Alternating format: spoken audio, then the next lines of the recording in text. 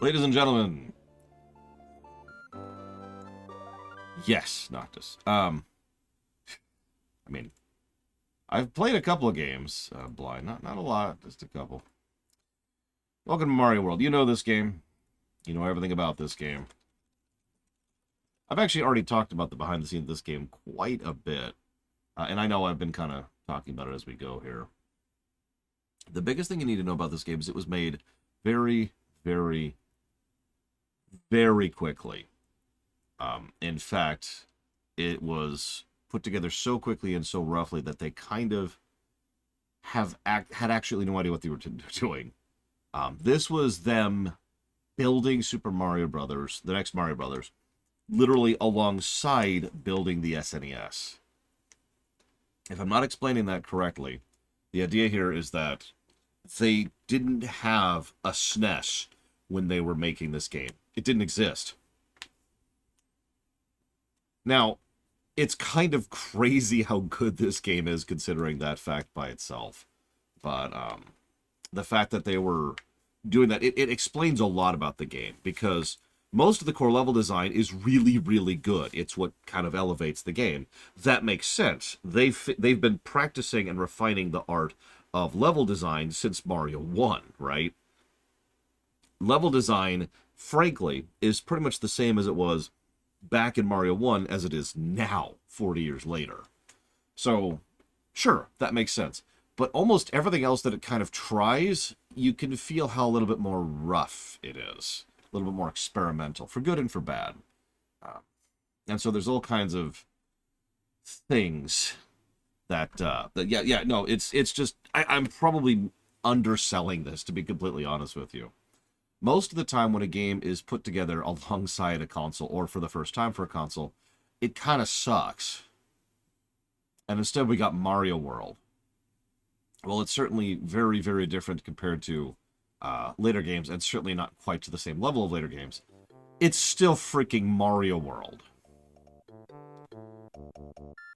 So, we're just playing the SNES version, the GBA version, let's just leave that alone. This is mostly going to serve as a bit of an audit of the existing review. I actually have the pre-existing audit, or the pre-existing review already punched into the document to kind of look at it and just see and compare. I can tell you right now there's a positive we didn't give back in the day, and 2 positives I'm not sure I agree with. And that would be about our track record, right? Like 3 minor changes is pretty much about right. So we'll put down some question marks here.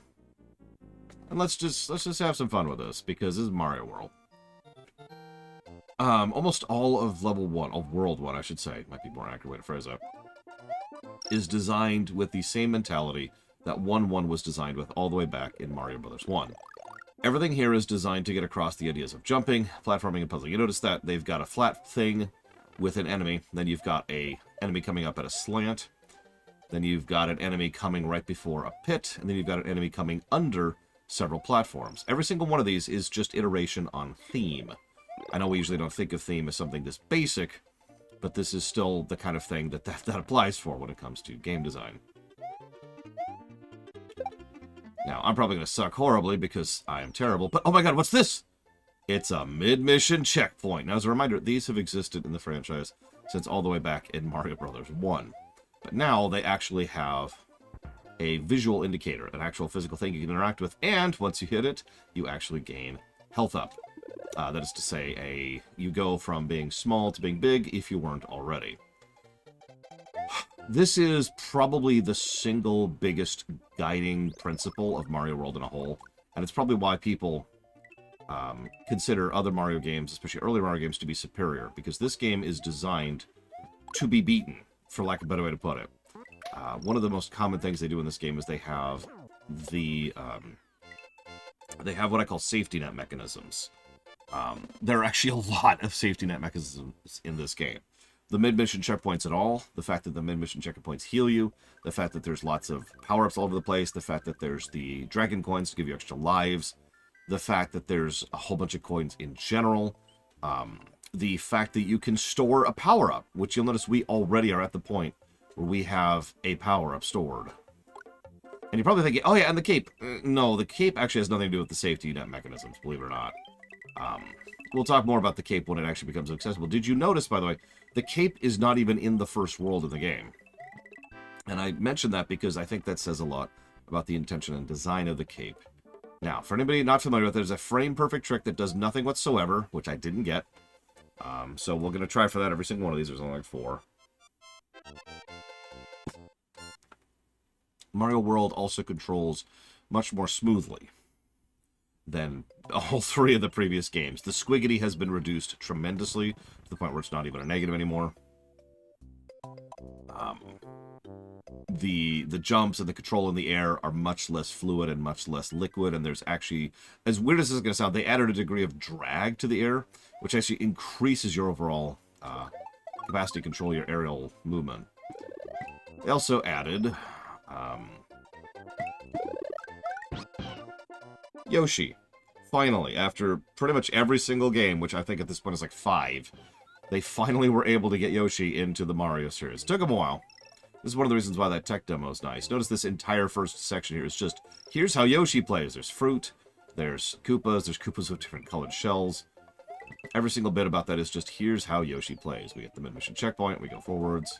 We get another Yoshi on the off chance we didn't get it, which also gives us that. We can also attack them. Oh, well, okay, I failed at it, but you can attack those guys while they are, while they're still in the ground. You can jump up here, grab this, go right back down. All of this, I know I'm just blazing through this and all, but I want you to really understand just how much thought and effort was put into this relatively tiny portion of stage design. This is the plain old SNES version, yes. It's actually the All-Stars version, to put on knowledge there's no actual difference, and boom. Also, that's another safety net. The course clear. So this is the same, they actually took the course clear concept from Mario 3, and they decided to add to it. So the thing about Mario 3's live system is that, or the course clear system, is when you'd finish a particular level, you'd get one of 3 panels. And if you matched them, you would get a bunch of 1-ups. And if you didn't match them, you would still get 1 1-up. So they thought, that's a great idea, and it is. But you know what? We could do better than that, right? We could do better than that. So they decided to go ahead and add more player control over it, which, if you know anything about me, you know that I pretty much always approve of the concept of more control being in the player's hands. So what we do is we have the idea that Mario, as you get to the end, there's this ticker tape that's going up and down on the flagpoles. And if you get it directly on, you get a bunch of points. Yes, Pika. And if you don't get it directly on, you still get some points. You'll always get at least some points when it comes to that part of the stage. Notice, by the way, there's coins and dragon coins and power-ups just everywhere. So here, like, demonstrating really quick. So I could just walk through, or I could walk through with it, or I could walk through when it's higher, like that, to get more points. They give more challenge to give more reward. That was fun, played Jamal. That's awesome. And so that's another positive this game should get that it didn't get. Because Mario 3 got that positive, and this is the same concept, but even better. So we're going to put that under itemization, specifically.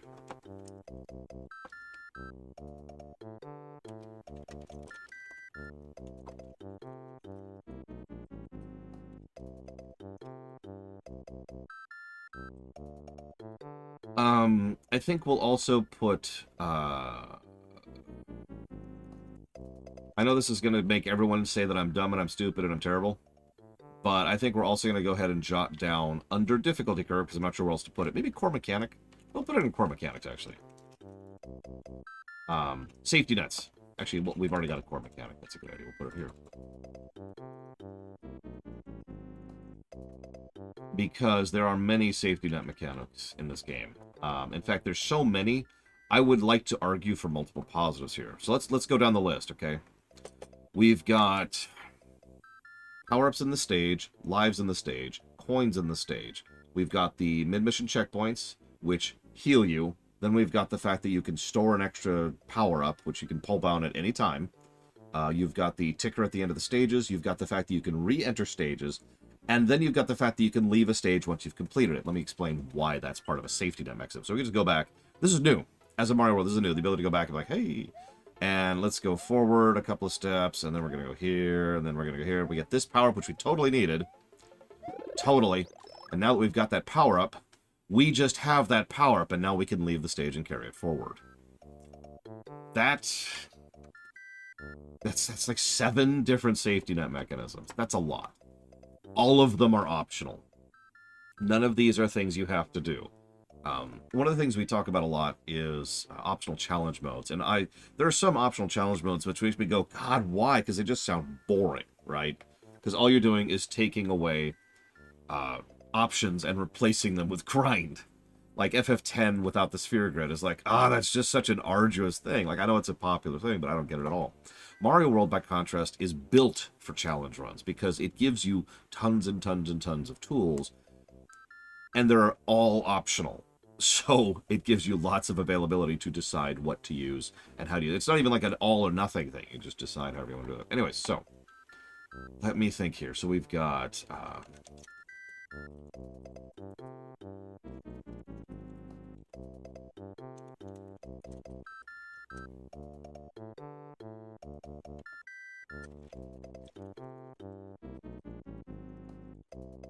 No, Pekin, no one's ever spedrun this game. Ever. Ever, ever, ever, ever, ever. This is only the 3rd most spedrun game in the history of the entire universe.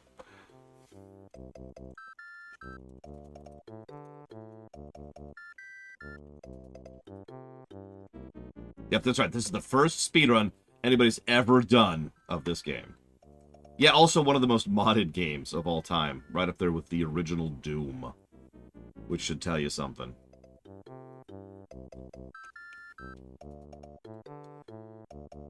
Yeah, actually, fun fact. If I asked you what is the most spedrun game ever, what would your answer be? Random question. It's probably not something you'd think about like normally. It's something you'd only really be aware of if you're into the speedrunning scene.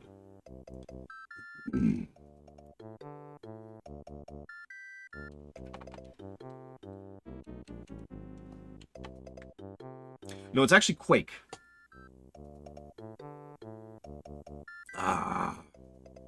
Hey, Ogram Fan Clan. Welcome to stream. You're more than welcome to shout out, chat, talk, tell me how stupid I am, tell me how dumb I am, tell me how worthless I am. Ocarina is very well spedrun, but actually not that much. Believe it or not, Ocarina is well below this, for example. Super Mario Bros. 1 is below this, too, believe it or not.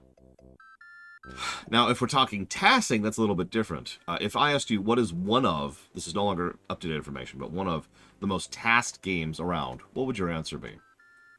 I'm actually curious if anybody can guess it. It's a weird one.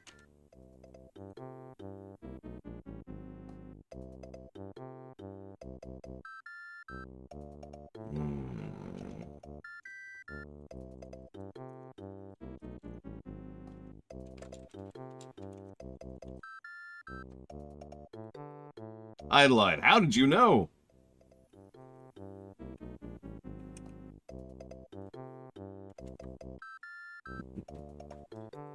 Uh-oh. We gotta catch up to Spartan. Let's go! Super Highlight, how did you know? So now we get used to more platforming things. You notice that they're still trying to introduce us to concepts. This entire game, so most of you are probably aware of this whole game is a tech demo, right? But what you may not know is the entire game is also a tutorial. The entire game is a tutorial. It's because this is intended to be a demo, not just for, players playing the games for the first time, which was a valid thing. There were people who this was their first Mario, and indeed their first video game. But also, there were people who were jumping onto this NES from the NES and weren't really familiar with the concepts. And this was intended as a demo for the developers. For developers to be able to understand what they could do and how they could do it. So if you pay attention, and trust me, I've done the math, you can actually follow the line of tutorialization all the way up until the final world of this game. It's bonkers. It's incredible. This is one of the best tutorialized games I've ever seen. It's right up there with, well, honestly, Portal 2, I would say, is the only other one that comes close to this. Anyways, excuse me. So, super well tutorialized, and the stage we just did is the tutorial for pits and platforming, but you notice all of them were mostly horizontal jumps, and almost all of them had a safety mechanism, the water. So if you do fall, then you fail, but you don't perma-fail. There's a gradient there by sheer virtue of the fact that that water exists instead of just a death pit. Bum, bum. Bum, bum. Gong.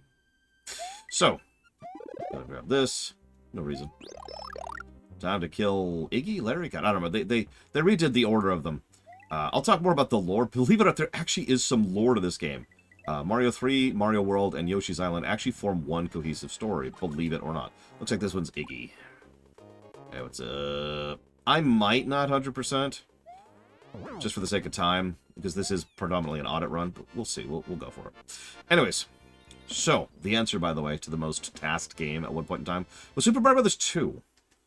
Because, as weird as it may sound, there's a lot of permutations onto exactly how Mario Bros. 2 works, depending on who you use for which sections. Mario's defeated the demented Iggy Koopa and blown up the castle.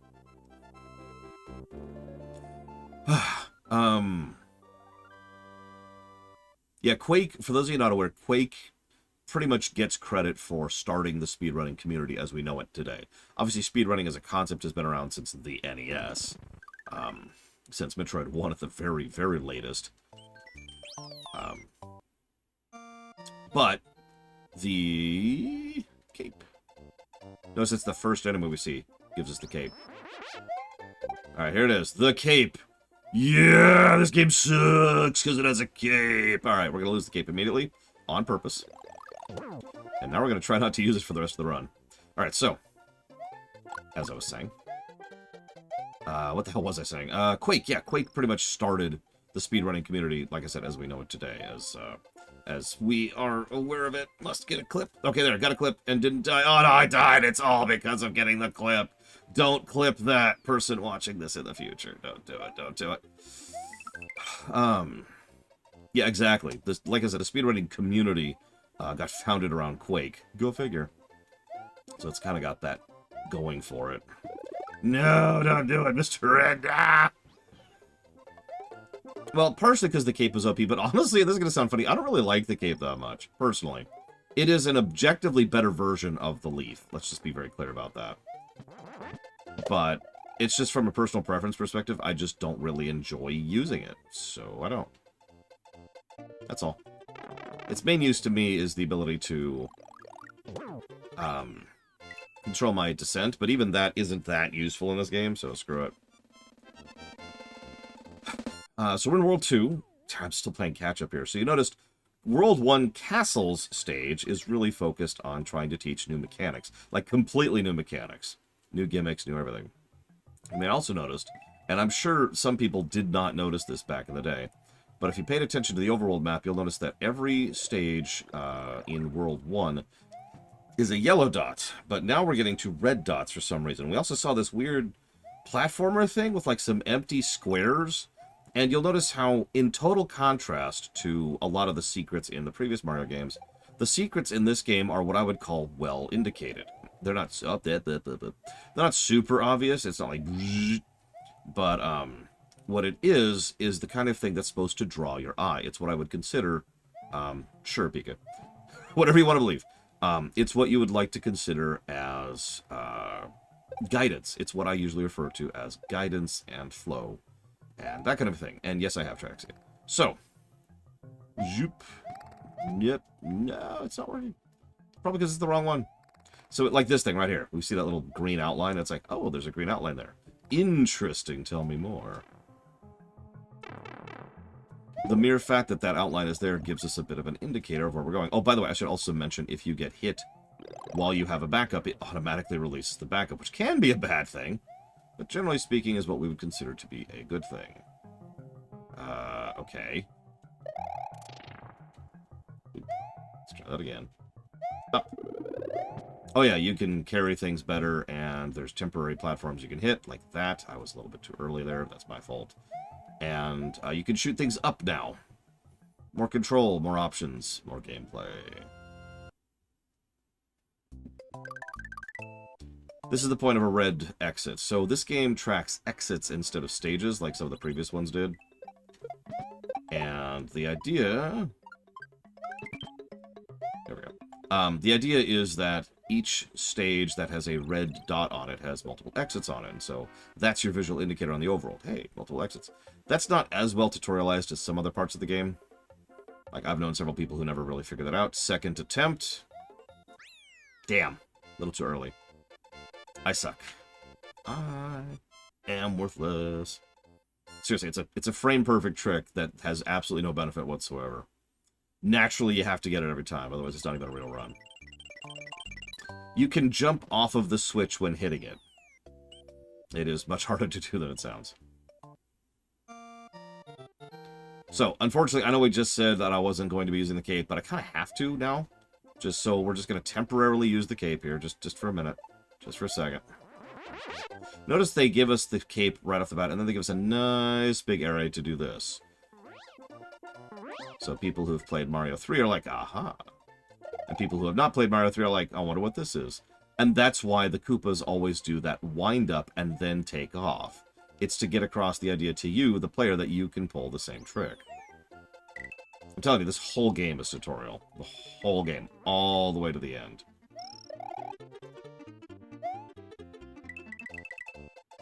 But now that we hit that switch... Hey, it's actually... I guess we didn't need the cape at all. Never mind. Whatever. Hello, Evo. So, second exit. Now, I've already mentioned this previously. One of the things that Mario 3 does, I would say demonstrably better than Mario World, is the visual side of things. It's not like Mario World looks bad. But Mario 3 has theming going for it. There's a narrative core. That's probably the wrong word. There's a narrative layer to the game. You know, grasslands, desert lands, waterlands, giant lands, sky, all that stuff, you know, ice, tubes, dark. None of that really actually exists in World. Not really. No, Pika. Yoshi's Island was actually a tech demo too. Believe it or not.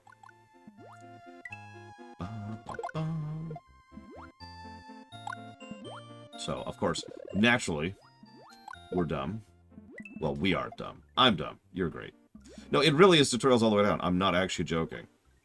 I'm not going to do this because I would bore everyone to tears and nobody wants to watch me stream Super Mario World for like 3 days. But if I was to stream Mario World for like 3 days and really show this off, you would see, like, I could go from stage to stage and demonstrably showcase the level of tutorialization that this entire game has, and it is not insubstantial. Okay. There we go. This. This. Notice anytime you're holding an item, it changes your float arc and speed. And yeah, everything's themed after... So I talked about narrative. So Mario 3 is effectively Mario 1 narratively. It's the first in the storyline. That's a lie, of course. But for our purposes, it's the first one in the storyline. So it's like, boop. And then there's the King Boo. And he's like, behold, I'm evil. We just go right under him. So we go through Mario 3. Bowser sends his minions, his generals, to go conquer the kingdoms. They fail because we, with the backing of Peach, we help all the kingdoms reclaim themselves. So Bowser's like, okay, cool, cool. And flees in one of his airships. He flees to Dinosaur Land and crashes here, along with his Koopalings. He's like, you know what? Sure. I'm going to take over this land instead. This is mine now. It's my house. My house! So he decides to take over this land. And naturally... just kind of starts moving in. But what's really funny about this is if you pay attention to the enemy spread, most of the enemies in this game are not actually Bowser's minions. There are a few. There are only a few. For the most part, it's just the locals, for lack of a better way to put that. Like, even these Boos aren't actually under the control of Bowser. They never have been. Yeah, it's almost always just indigenous life forms. That's just kind of the idea of Mario World. Bowser's just starting over here. And we're naturally going to go and find him and kick the crap out of him, because that's what we do.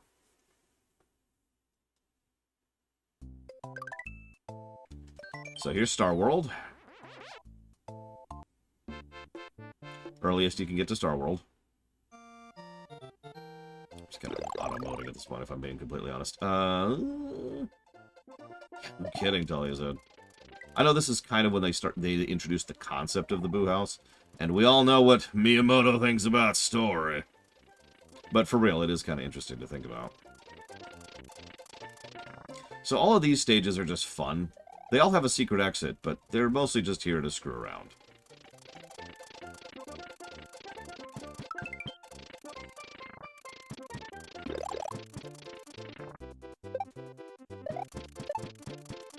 Well, it's funny, because the ghost ship is actually the Bowser's airship that he and his kids, his minions, fled here on. We know that. Yeah, Mario's having some vomit-related issues right about now. Definitely.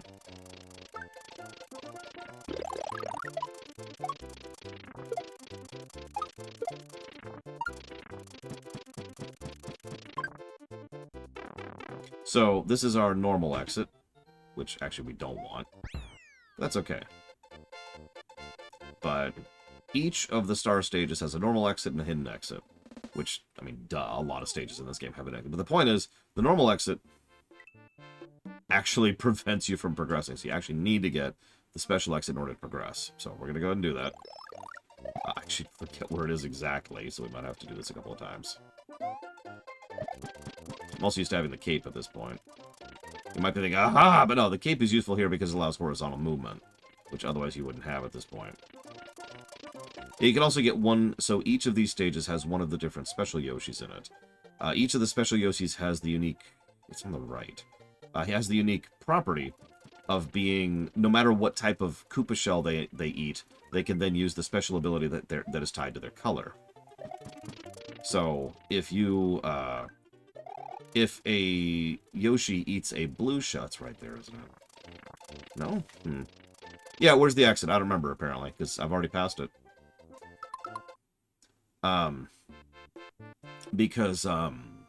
So if a normal Yoshi eats a shell of a certain color, then they gain the power of that color. Red gives them the ability to shoot flames, yellow gives them the stomp, blue gives them the flight, which is objectively the best, and that's it. Is it far right? Okay, we'll go far right this time. I thought it was like mid right, but whatever. Up that, yep, okay. No wonder I kept missing it. Anyways, thank you.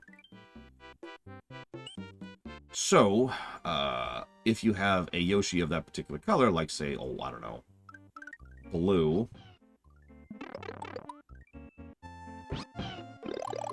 So now this Yoshi, who is a blue Yoshi, which is objectively the best Yoshi, anytime it eats a Koopa of any color, it will gain the power of flight.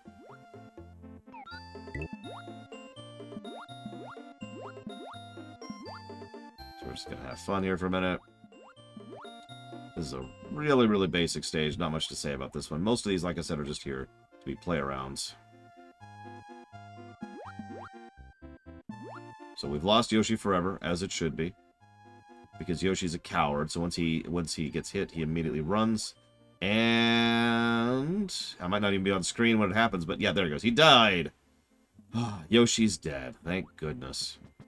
I was actually worried that Yoshi might survive at least one stage, but thankfully, I have been proven wrong.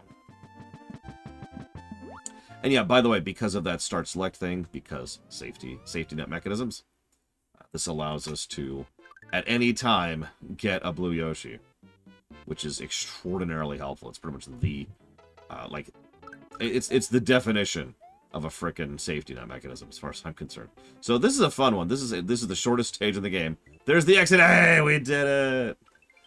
Whew. Oh, man, that was rough. Alright.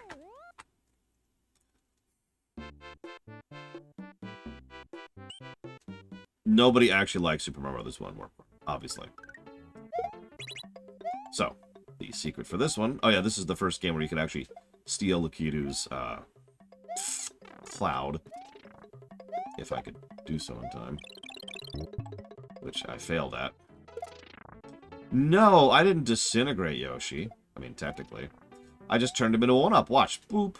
He's a 1. Oh, he didn't turn into a 1-up. I'm very sad about that. I was trying to murder Yoshi, and I failed at it. So sorry, everybody. Let's try that again.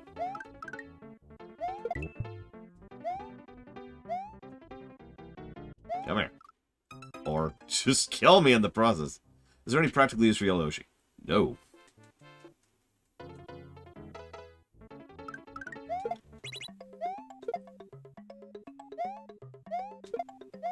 Come here.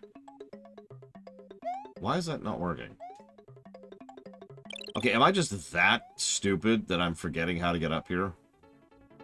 I mean, granted, it's been a while since I played this game, but I don't know what I'm missing, and it's the second time. Okay, apparently jumping on him kills the cloud. Got it. Okay, cool. That's funny, because I specifically thought to myself just now, oh god, I can't kill him with Yoshi, because that'll get rid of the cloud.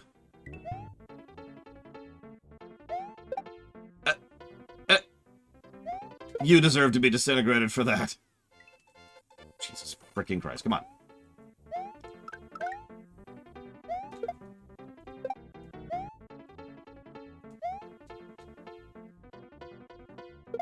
Ah! Anyways. Moving on.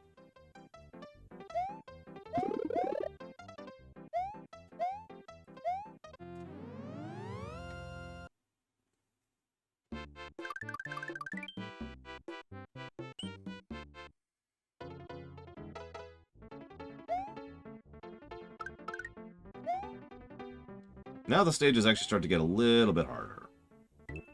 It's because each of these stages is designed with the mentality of the world you would normally access them in. So, you know, Star 1 is similar to World 2, and Star 2 is similar to the... You get it. Get out of my way. That's what you get with the fire power-up, by the way. I mean, nobody's as worthless as Yellow Yoshi. Nobody! I mean, it makes sense. I know that sounds like a strange statement, but it makes perfect sense to me that when you're experimenting with this many different types of power-ups, some of them are just going to be worse than others. That's just life, right? Well, that's because I hate you, Federation Builder, and I want you to die. That's the reason right there. It's just pure vitriolic hatred. That's what that was. Anyway, so the intent was obviously to eat a blue one to just kind of skip through this stage. Yes, I have, Evo, but I haven't had a chance to actually look at it. So for all intents and purposes, no, I have not looked at it yet. I am too worthless and stupid to look at that. It's impossible!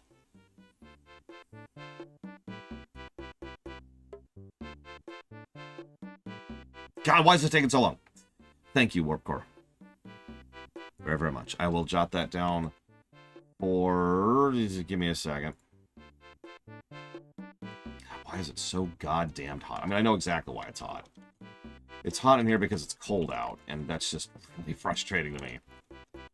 If there's one thing I don't like about living with other people, it's that it's always too hot. Literally always. There's no such thing as a situation in which it's comfortably cool.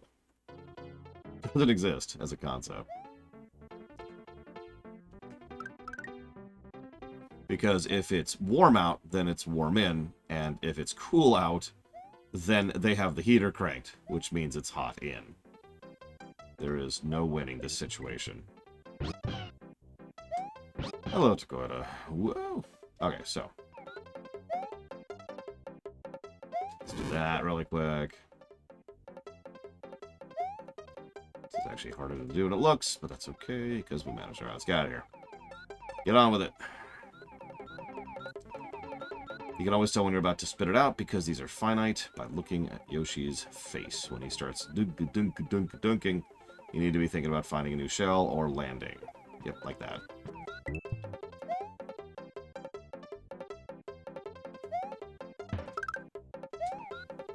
Oh yeah, to my knowledge, this is one of the first games to include the concept of coyote time.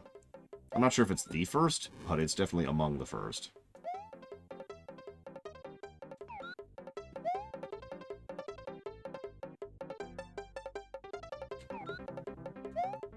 Cool. Coyote time is one of several aspects of an interpretive layer that exists between you and the game to try and interpret your inputs and then actually have those things happen within the game in question.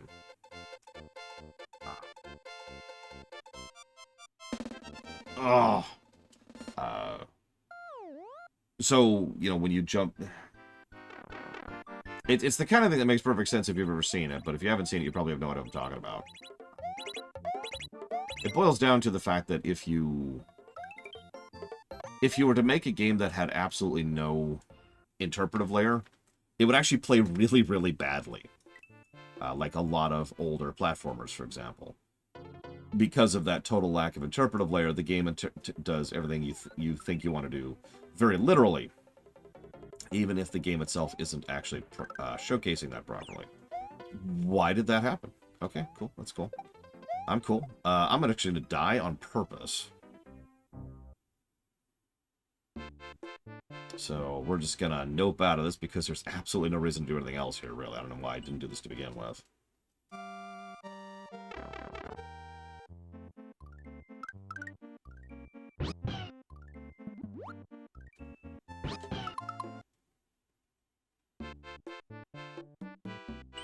So anyways, moving on. Oh, by the way, this is not a no-cheats playthrough because we've already done that.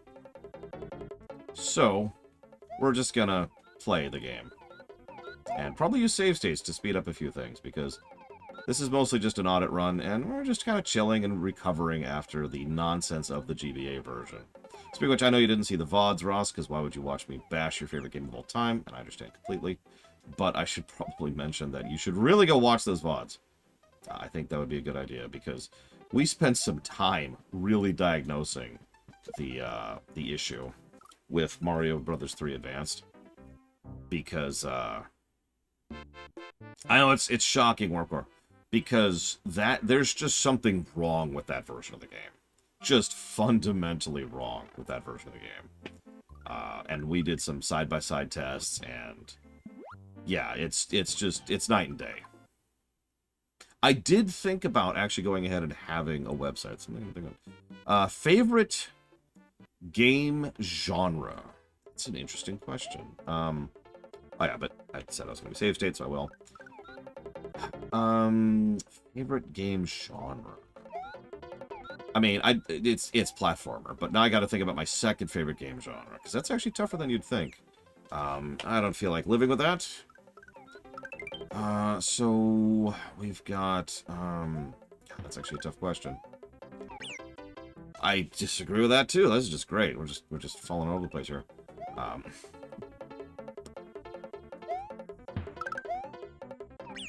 Oh, I see what's happening. Okay, yeah, it's the exact same thing that just happened too. That's funny.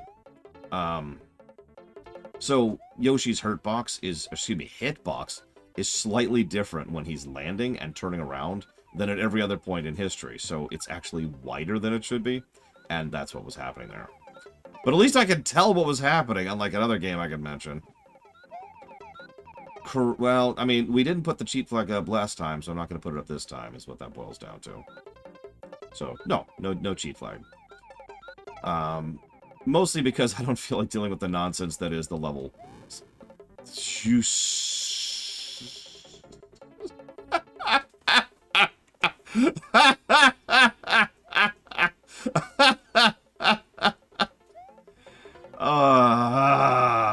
Wow. Okay. Mostly because I don't feel like dealing with the nonsense that would be coming from actually doing so. Yes, Yoshi, Yarn Yoshi specifically is very cute. That's why I have a plushie of him. I actually have 2 Yoshi plushies, but usually don't see the other one. Is this going to be a little close? No, I'm not going to make it. I'm not going to make it. Yep, didn't make it. Okay, cool. Okay. This is an interesting problem. Okay. I think I know what to do. I think I have a solution. We're going to wait for a bit. We're going to go a little bit further than we were going last time. Wait until we get here. Take that jump, grab that power-up. Very important. Very important part of the process. Then we're going to grab you.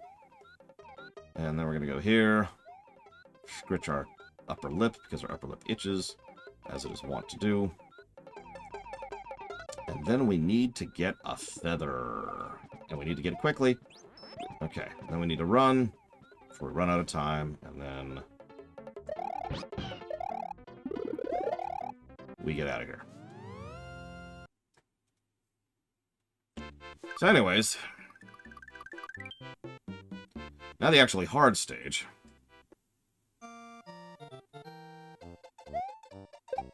Because this is designed to be done alongside, I believe, Bowser's Valley, if I'm not mistaken. I know I said I wouldn't use the cape, but I kind of needed the cape to activate the thing, so what do you want from me? Oh, this, right.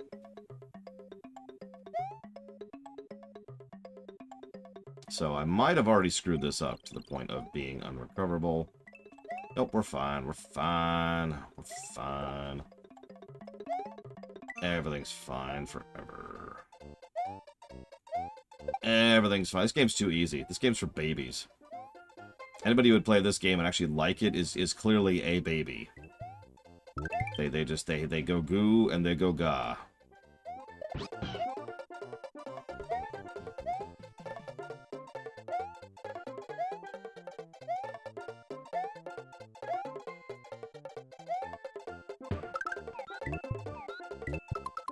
Thank you, Dr. Winter, for the sub. As always. If you give me a moment. Yeah, you should put that at the beginning of the Mario World highlight, the baby comment. I will put that for...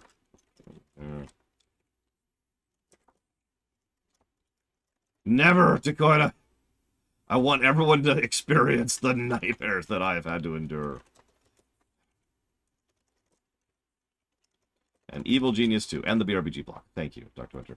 Alright, Evo, you know the question. What do you think of the visuals of this very game? Especially in comparison to the game we just played.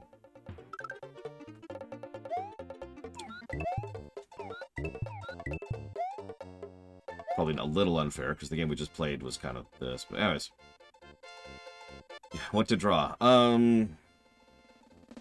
So there is something I wanted you...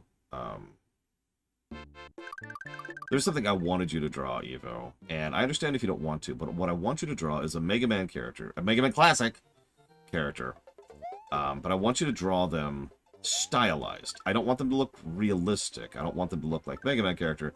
I want you to just kind of, in your brain, design a Mega Man character, right? And then I want you to write it out. Draw it out. And I want to see what it looks like. I want to see your style.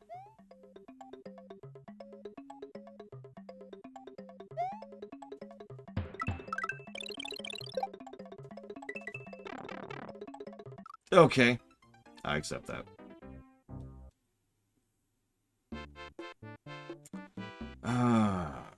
It doesn't have to be anime. It can just be whatever you want it to be. It's cool. It's cool.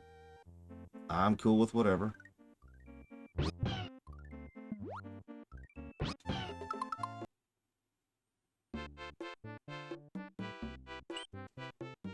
And while we're here, quickest source of a mushroom in the entire game right there. At least if you're already here.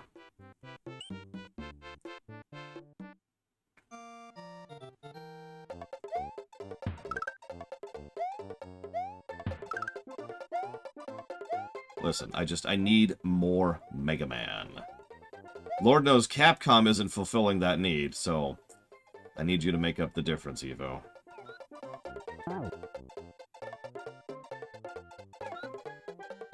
You do not, Dakota, although it does change your hitbox.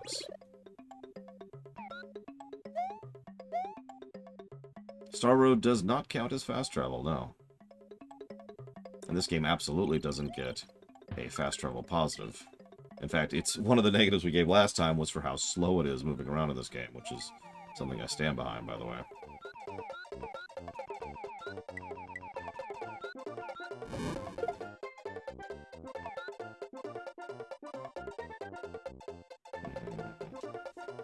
That's true, they did release Mega Man Gotcha. What was that? Let's try that again. There we go. Here we are, here we are. Let's make all those happen.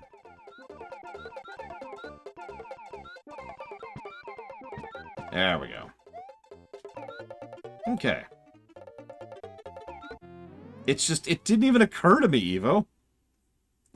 But, actually, I would like you to do both a Mega Man X Reploid and a Classic Robot Master, so I needed to clarify. So these are the special stages. Last time we shotgunned positives at these, so let's see what we think of these. Every one of these is the super optional, super hard stuff. Naturally. As if there would be any other kind. Maybe that's it. Maybe Capcom was like, all right, we've got Mega Man covered. We've got a gacha game out. Actually, I would not be surprised, legitimately, if some idiot in a suit somewhere thinks that there's no need for a new Mega Man game because there is a new Mega Man game. What do you want to bet? What do you want to bet?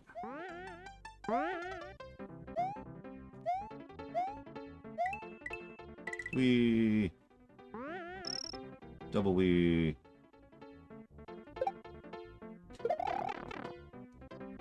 Yeah, Mega Man Immortal. Thanks! Thanks, I hate it.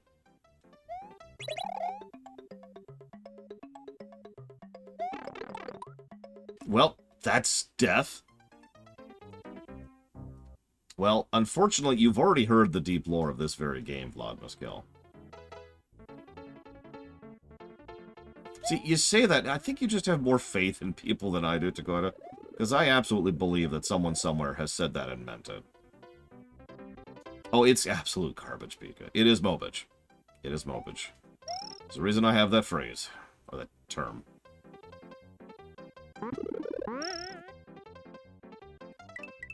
I was playing... Whoa! Playing with the verticality here.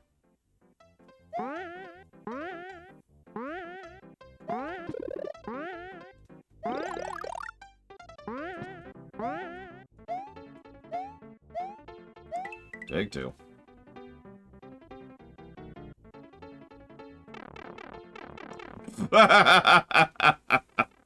That's just bullcrap. I love it.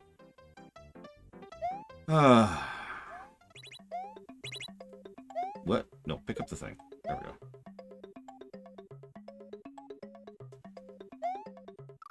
I don't understand what happened there, but that's okay. Saved here for a reason. I really don't feel like messing around with these stuff. Come on! Pick up the thing!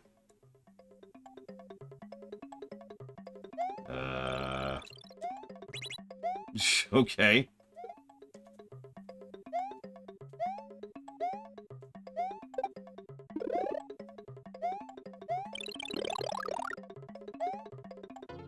They did Emerald Chaos. For some reason.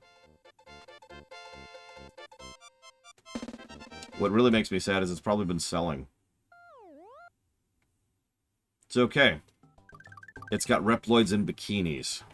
What more could you possibly want out of a Mega Man game?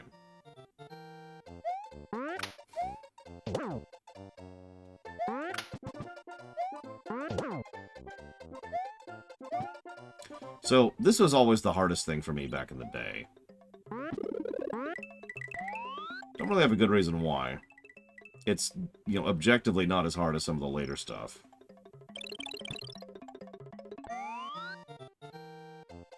But any touch of anything kills you instantly, and you'll notice that a lot of these areas are designed to do exactly that. And death.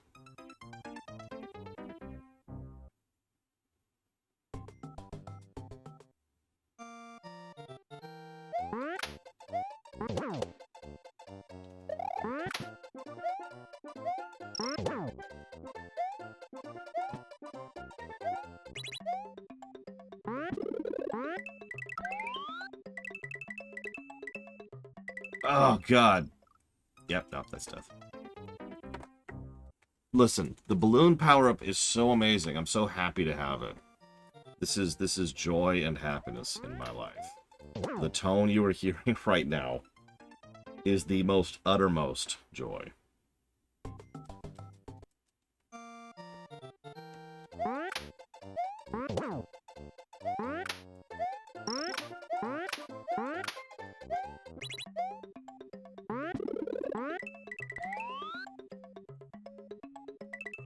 With resounding joy.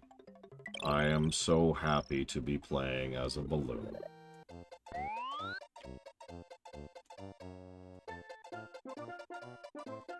I mean, it wouldn't surprise me, Pika, but who knows at this point. They could also make nothing. There's a philosophical question for you. What's worse? Nothing or Mobage? So we're dead. Yep, so.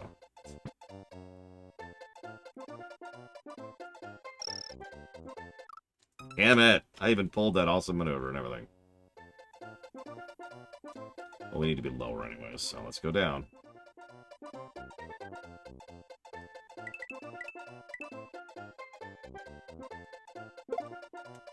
Yeah, what's worse? Having Mega Man X dive or having nothing at all? It's pretty much the copy-paste reality of what we're actually sitting at with regards to Mega Man games. Oh, too far. This is why I hate this stage. You know, oh my god, I just realized why I hate this stage.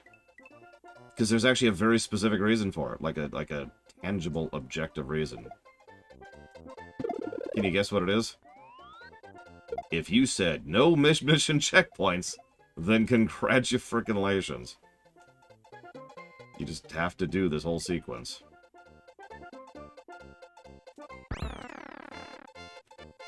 You didn't think about that.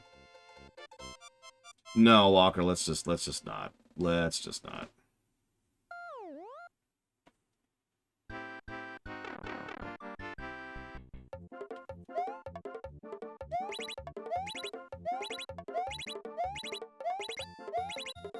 I'm usually pretty good at the timing there. Today I suck.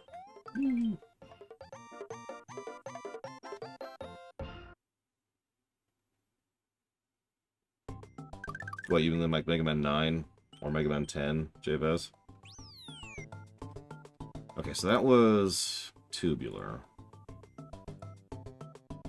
Yeah, that's what I thought.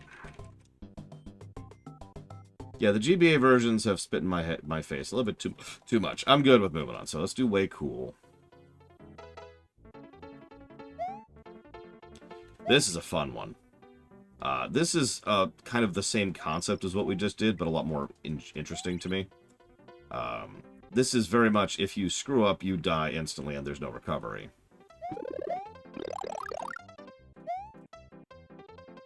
Because what you have to do is you have to hit these switches, and if you hit the wrong one, you die.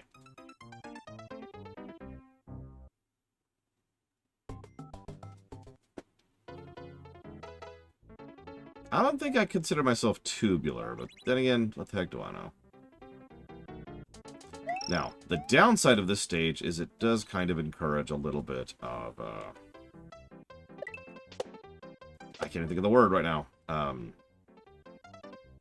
That thing that you do when you're trying to figure something else out, and you just do one thing and then the other. Oh my god, I can't think of words!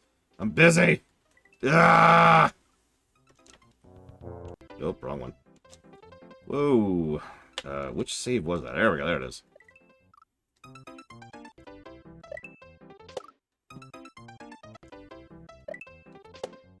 Trial and error. The word I'm looking for. Trial and error. Jesus Christ.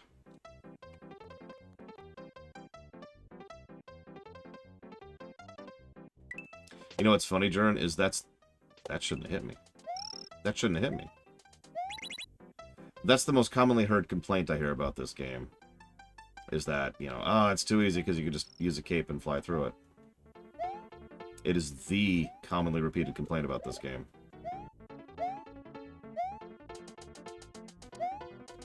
I don't agree, for the record.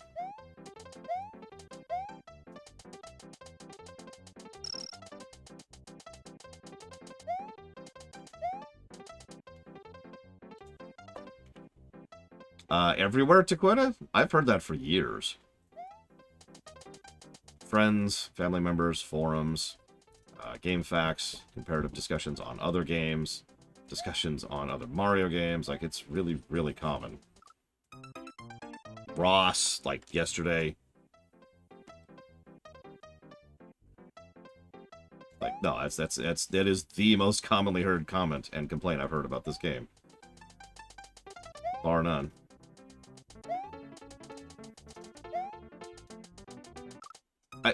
Why does it keep doing that? It did it last time, too. Weird, whatever. I guess it's my fault for doing the super optional stages while small. Oh, I see what's happening. Yeah, okay. There we go.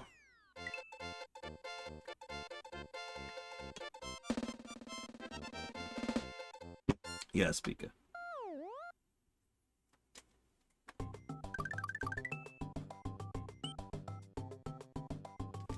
So now, awesome. Jump.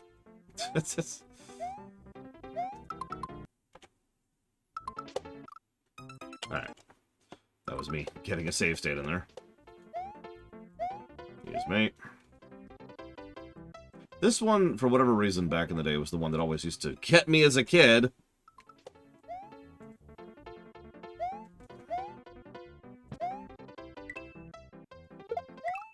God damn it!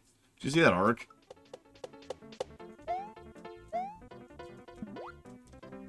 Damn.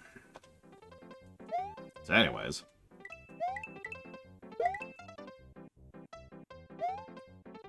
In case it's not obvious, there's a little bit of ice physics going on here.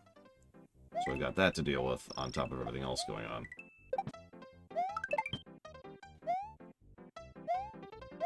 And we're small. Because of course we are. See? Even the game's like, no! No, you get to stay small. I can't believe I never processed that before. Of course I don't like these stages that much. They have no mid-mission checkpoints. Oh, wait, hang on, wrong one. There we go. There are more colors, I agree with that. But what I don't agree with is that I have any thoughts in my head. None. There are no thoughts here. Okay.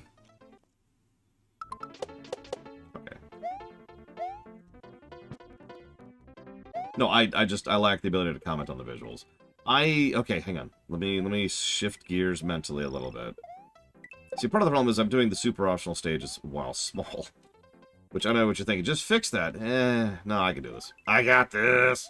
I got this! Yeah! This is why I'm Jeremy Clarkson. I have always felt, even back in the day, that Mario World doesn't actually look that good.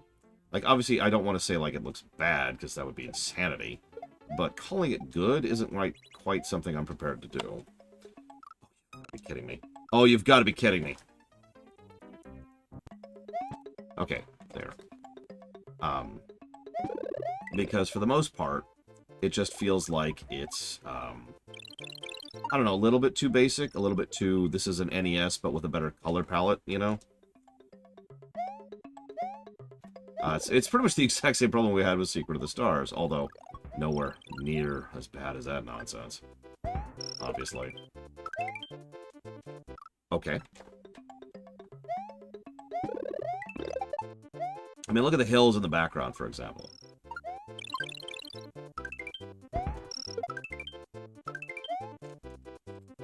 I can't make this jump. It's the easiest jump of all these. I've been doing really hard jumps, which are much harder, and then I get to this one extremely basic jump, and then I just flub it. Oh, my nose itches. Oh, that's why. Oh, that's wild. Ah, stop itching!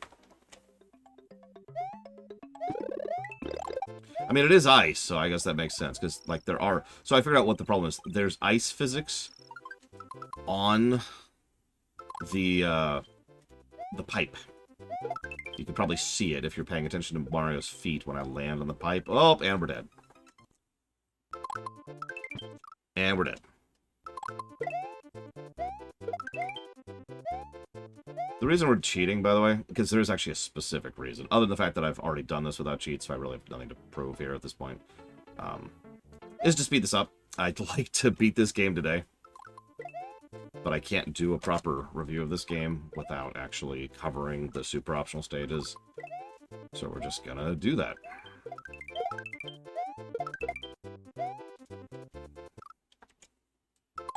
Part of the problem I have with this game is I get into a groove and tend to forget where I'm at in the stage.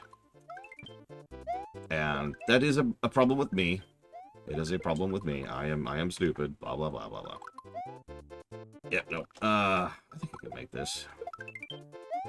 Nope.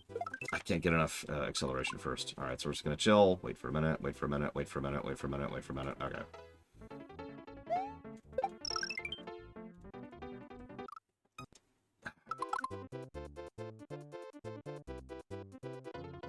I did beat 8-2 while small.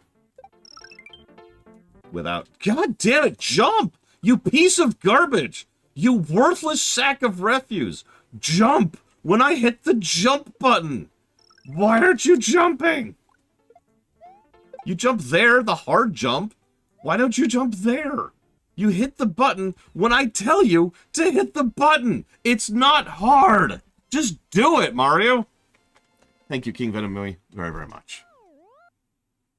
Always appreciate. If you give me a moment, I will jot that down. Oh, and thank you, Vancini. Appreciate both of you. Give me 1 second. No, it's not the emulator. It actually isn't. I can prove this because this would be the exact same way on a... I have caps lock on an actual SNES. The reason why is actually very simple. Yakuza Kiwami 2, Yakuza Like Dragon, Empire of Sin, BRPG block, and RTS block. Thank you, all of you, very much for your support. It's ice physics. Ice physics actually change how your inputs are accepted into the game. So, end statement, really. Oh yeah, by the way, if this looks familiar, yes, this is the stage from the opening demo. So this stage seems a little bit simpler and easier, and that's pretty much because it was designed to show off several of the tech. You notice that first little section, the part it goes through primarily, didn't mean to grab that, is all designed around showing off the controls, the jumping, the enemies, and how Yoshi interacts with enemies, because these Pokies aren't really in the game all that often. But seeing a spiny enemy, which is eaten by Yoshi, gets across very quickly the idea that Yoshi can eat enemies safely. And so now you have a bit of tutorialization on how Yoshi works. Nope. So I've got a bit of a soft enrage timer here, which I kind of got to hurry up on. Yep, nope, okay. Ugh. We're going to just accept that. Ow, ow, ow, ow, ow, ow, ow, ow. Oh, that's my foot. Okay, foot pain be gone. Okay, so you're probably wondering why I don't do this. It's because I'm stupid. I don't like to. That's really the only answer there. You want to talk about trivializing the game and making it easy. Use the A button instead of the B button. I'm not joking. That's... Everyone talks about cape mode. No, no, no, no, no. Easy mode is using the A button instead of the B button. Just do every jump like this. Now, you actually can't. There are certain jumps that are designed to be done in different ways, but you get the point, right? Now, ideally, you would use both, but I'm physically incapable of doing that, so I'm not going to try. Like, I have to completely move my hand to even use the A button as a jump at all. Best use of ice physics in the game. There's probably been a good one somewhere.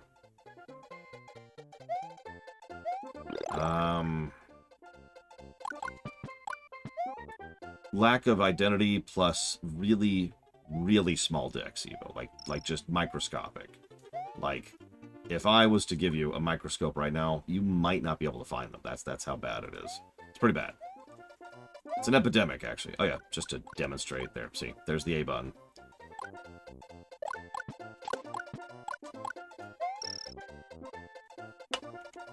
The ice block puzzles in Ocarina.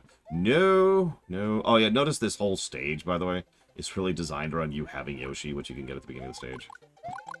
Oh, that's just dick move. Do you see that? I can't. I can't. Oh, what? That's not how that works. I disagree with everything that just happened there.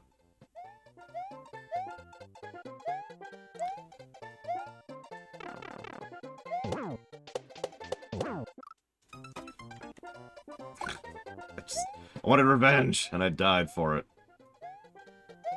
So now I want revenge, too. But I'm gonna... it's fine, I don't care. I don't care, whatever, let's just go.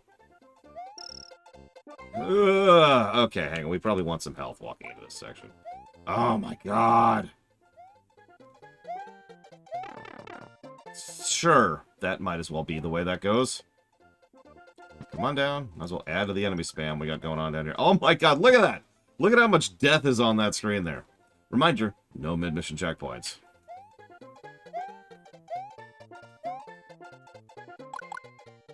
And you can't do that, as I'm demonstrating right now. Or this.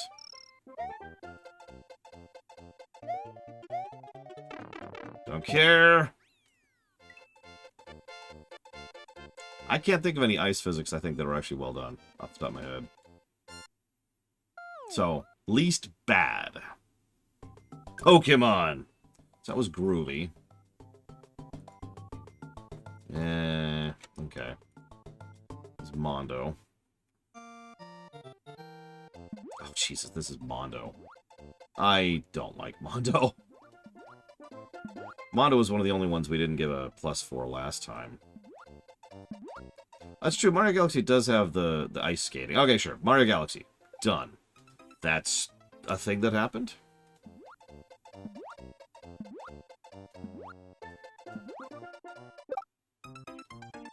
I'm gonna accept that.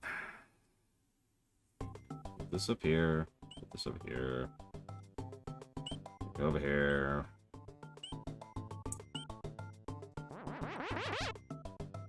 I'm gonna stop screwing around. Go over here. Go up here.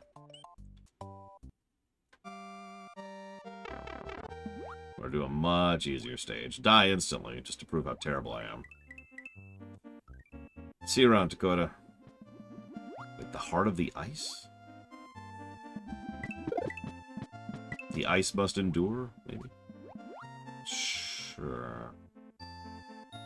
No, that's not the point, Evo. The point is, I'm trying to learn what your style is. I've seen your realistic style. So now I'm just trying to determine your non-realistic style.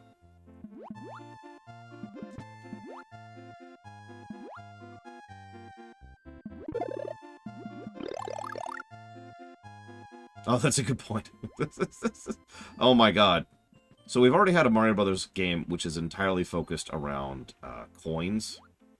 Imagine if we had one entirely focused around ice. Oh, this would be a perfect time to establish one then, Evo. So consider this a demo. A tutorial? Test case? A thing where you establish your style. Boom.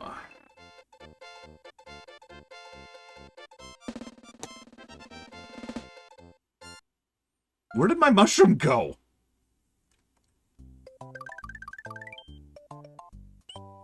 I don't actually remember which exit I want here. So if anybody remembers, like, you know, I'm listening. I think it's the up one, which means I need a feather, ironically. Friggin' feather. That is unlikely, Evo. Also, whatever you draw first is probably not your style. Because you're probably still figuring out your style, because you've never drawn in your style before. You always draw realistic.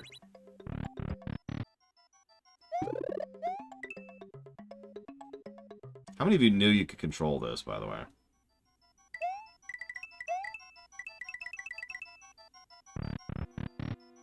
No, I remember what it is. I need to walk in with a feather.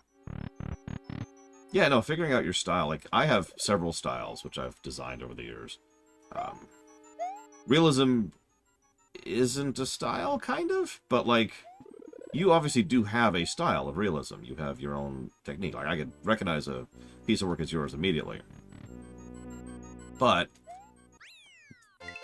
how do I put this as nice as possible? It's literally Hitler! So, having said that,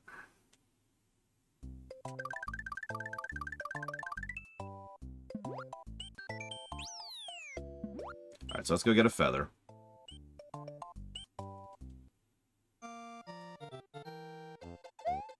No, your style is Hitler, which is weird when you think about it. Hitler lives on in Evo's artwork. Okay, so now that we have that,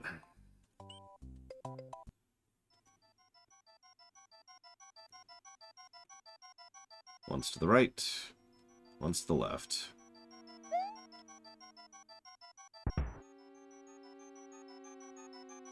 If you don't do the right and left first, ignoring the obvious wind-up thing, the ghosts will swarm you. Eventually, they will overpower you, and they will just crush you.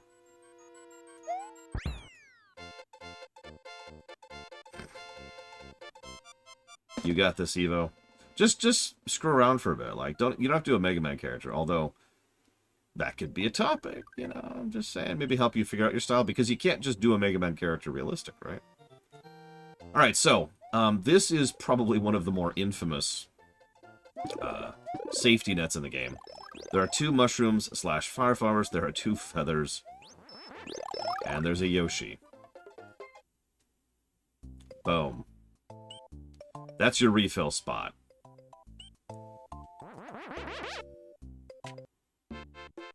No, Evo is... And, okay, I know I joke around a lot, but let me be very clear about this.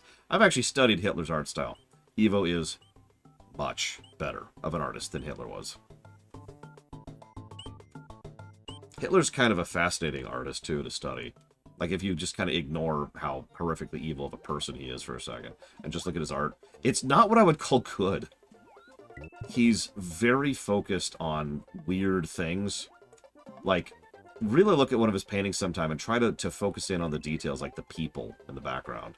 And you will notice they don't have, like, faces. Like, they don't really look like people. Probably because they functionally aren't. Now, whether that's indicative or not is debatable, but I've heard historians for years say that that's part of why, or it's part of the mentality that he had, that he just didn't see people as people.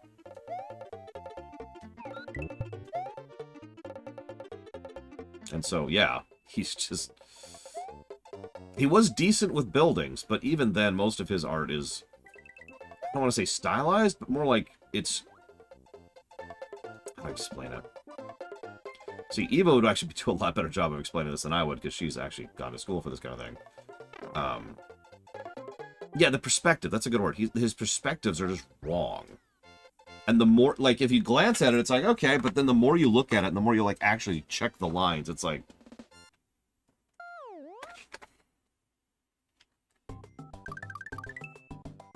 So let's see. There's Outrageous. Which one was Tubular? I think we've already passed Tubular. Ah, that one. Okay, so we're past Tubular.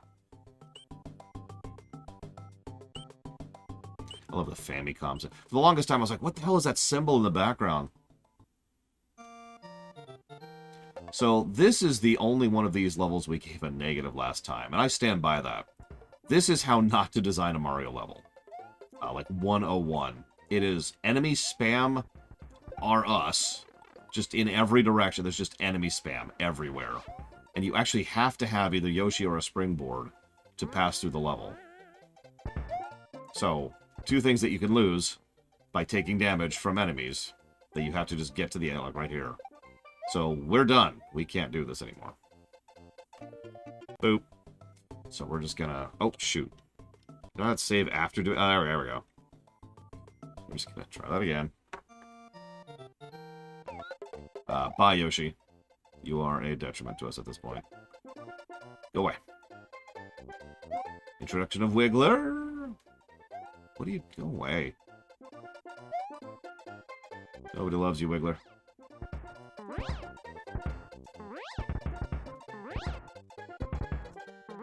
Shoot. Lost it. Right here, too. Ugh. Okay, I'm gonna take that. I'm gonna take that. Whew. Evo, you're amazing. Shut up. You're amazing. You're amazing. It hasn't been a week yet. You're not allowed to speak ill of yourself. What are you doing, Mario? Stop it! What the hell was that? Look, this isn't Colorado. We're fine. We're fine. Yeah, those little fires, those do the same damage as anything else in the game.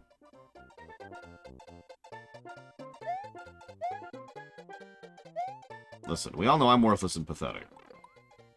As I am demonstrating right now.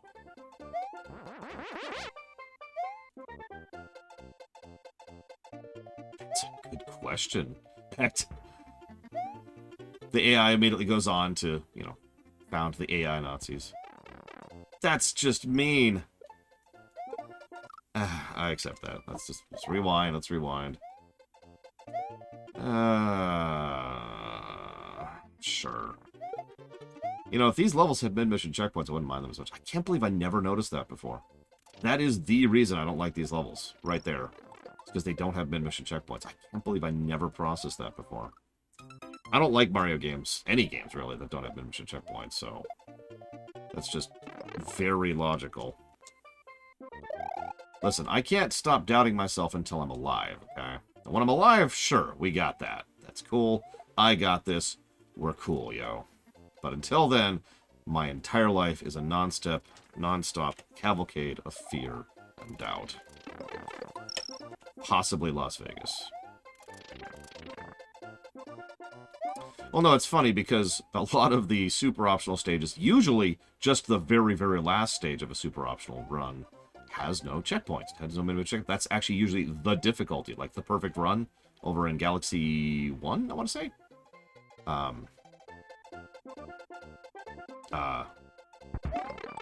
What? Okay. You gonna come back? What was that nonsense? Anyways, is that it has no checkpoints at all. You just have to do the whole thing in one run. I fell into the same trap. You don't, Evo? But...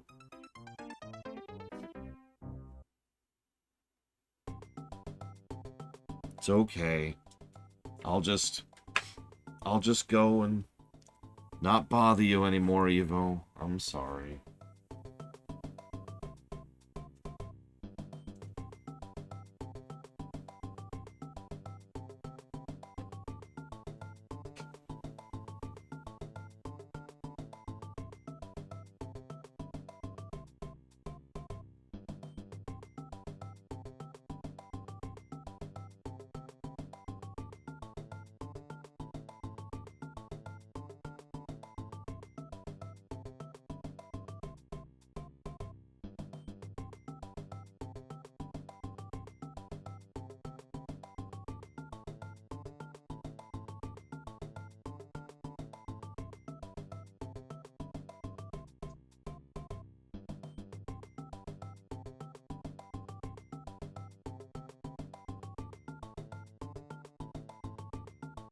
I was so sad. So sad about Evo hating me and something I love. I finally find an amazing artist. And I'm like, oh, thank God, I can finally do custom Mega Man stuff. And she refuses to. Which is okay, because she also refuses to do more portraits. So here's the problem. Go ahead and link it on Discord. I don't have any other suggestions for things for you to write, Evo. So here's my suggestion, Evo. Figure out something that actually does interest you, and draw that. I have no idea what that thing would be. Moving on. Let's agree with that. Enemy spam. Enemy spam.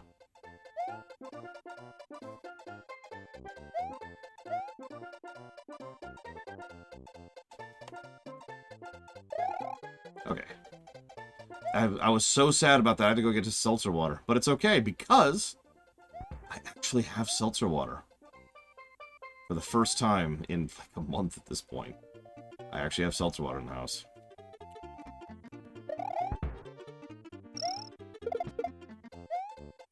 Now, the best part is that was deliberate. I can't believe that actually succeeded.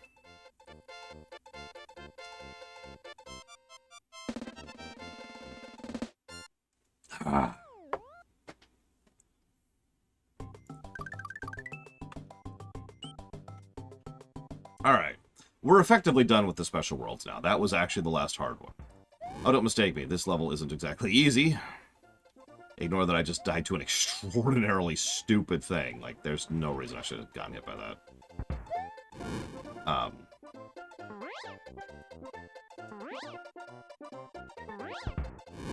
Oh yeah, this is why this game is so easy.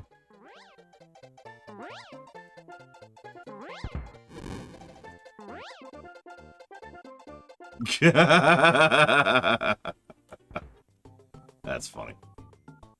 But yeah, that's the biggest complaint of the game right there. That is the big one. The one that everybody talks about.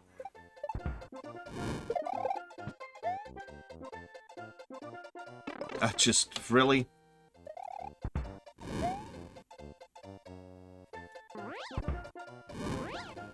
As you can see, I kind of suck at this. Like, I don't have the timing down at all. You can actually do this infinitely. In fact, you can gain height while doing it. I don't know how to do that.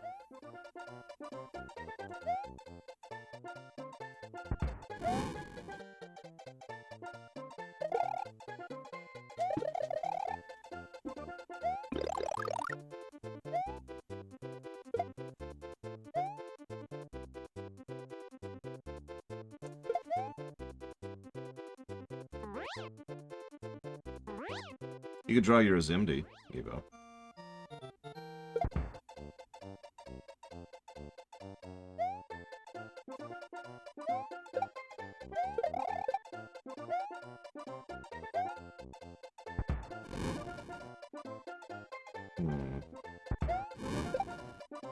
So here's a random question, Evo.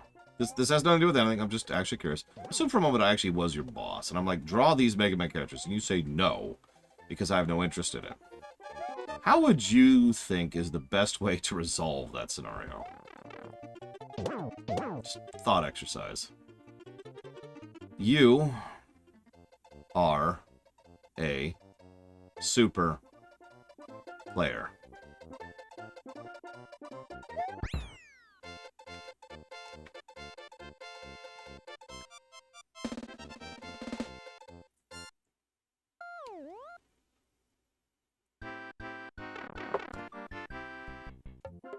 So that's the special stages.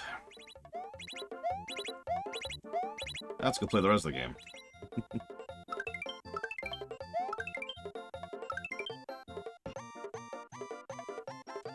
Well, but see, I mean, that's valid, because it's your job, but hang on. I would expect you, as your boss, I would be upset with you if you didn't reach out to me and say, hey, boss, I don't want to do this. And here's why, ...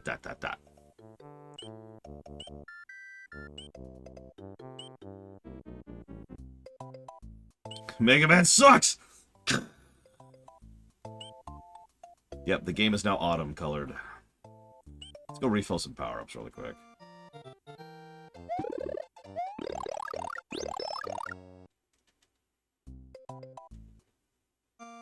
I did that wrong. So I forgot. There we go.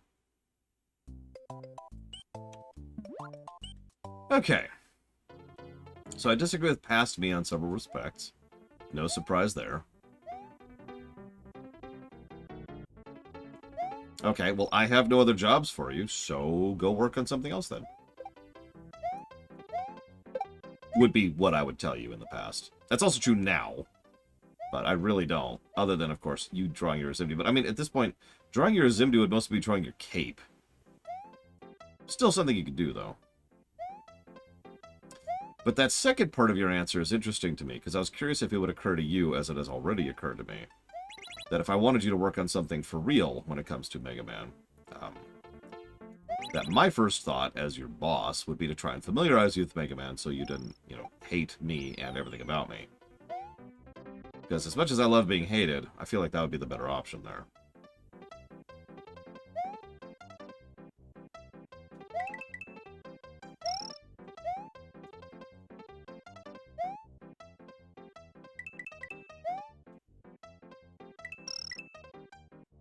That's true. We've actually reviewed all the central Mega Man games, all the mainline Mega Man games at this point.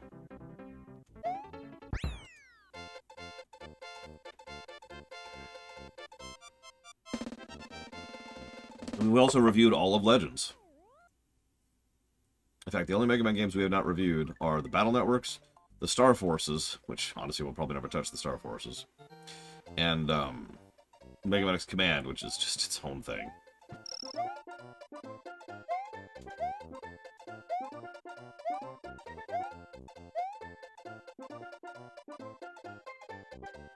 I mean, you probably don't like Mega Man, because only losers like me like Mega Man, but And sentence, I guess.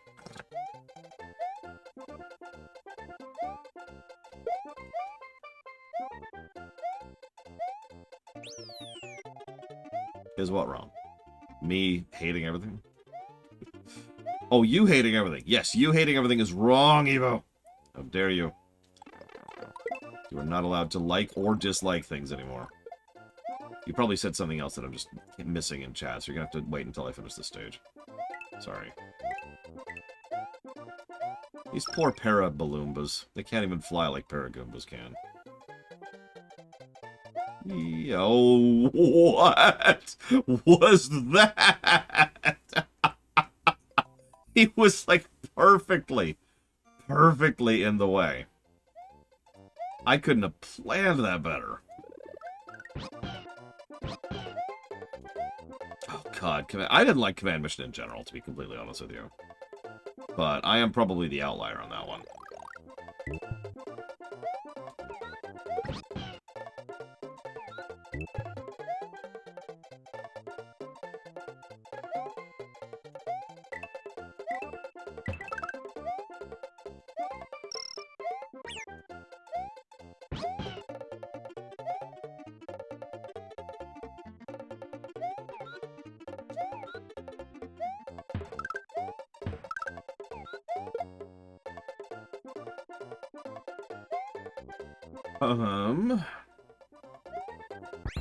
No, that makes perfect sense, Eva. Now that I've seen your actual question. Unfortunately, all the things I would want you to draw for are things you have no idea what they are and have no connection to. So...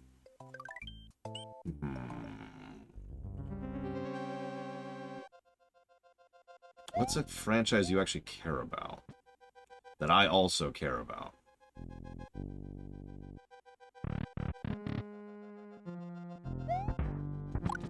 Okay.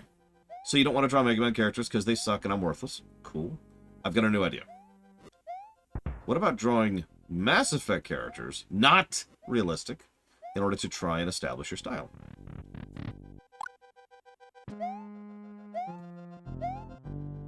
Exactly, Talia said. It's the whole idea. I kind of talked about this before. But the whole idea here is that we are in such a completely different land that for the most part, most of the same creatures, indigenous creatures, are completely different. Like, the ones that are the same are the exceptions, not the rule, you know? You can also draw an extant dragon. That's cool. I hear they're pretty cool.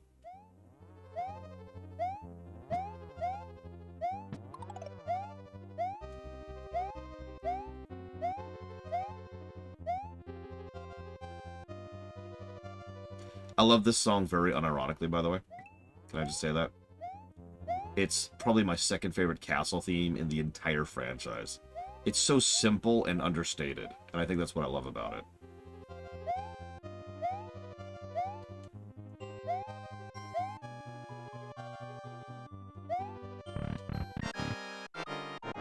Alright, amazing boss fights! Ugh.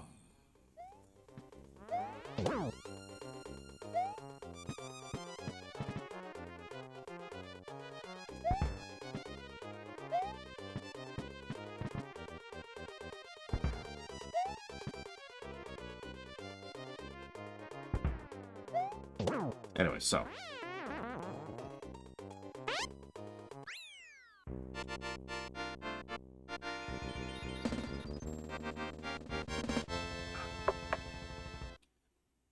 If you want, Spartan, I actually have sites I use to track average pricing for that kind of thing.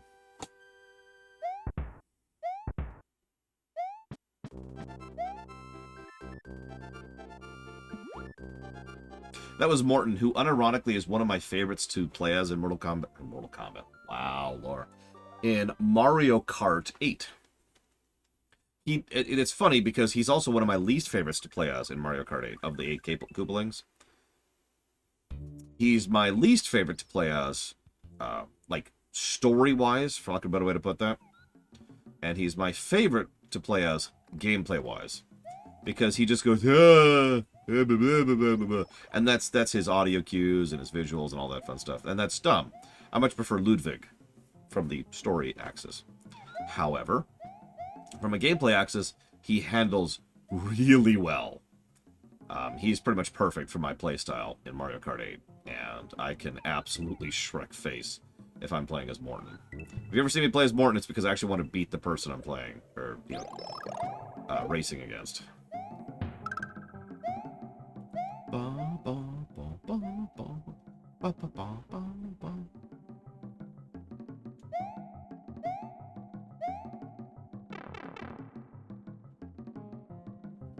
Morton's fatality. So he's a big guy, right? He's actually the biggest of all of them, even bigger than Roy. So he would be like winding up a punch, you know, to go collide into him, and he goes to collide into him, to smash them against the wall, and then he misses and slams into the wall, and like his head is stuck in the wall because he hit it so hard, and he's just sitting there going, "Hey, could someone help me out here, please?" And that's his fatality. I still haven't done the new Mario Kart tracks. I have them, obviously. I mean, it's Bowser. He's a good dad. I guarantee you he knows his kids' names quite well. Because his name is Bowser Jr., because he's his only kid. But I know what you meant. I know what you meant. Game is for babies.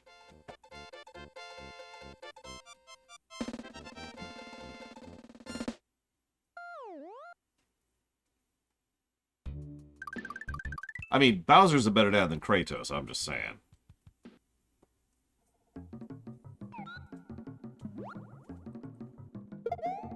I still think you should design your as MD2. IMO. That's true, he knows about the child protection settings on the Switch. Sorry, Yoshi.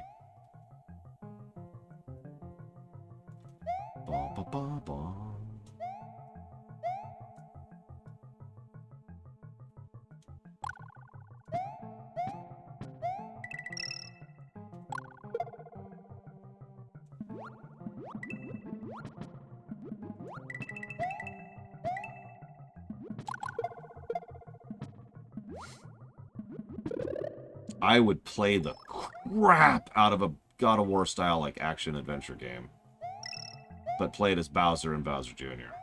I would play the piss snot out of that.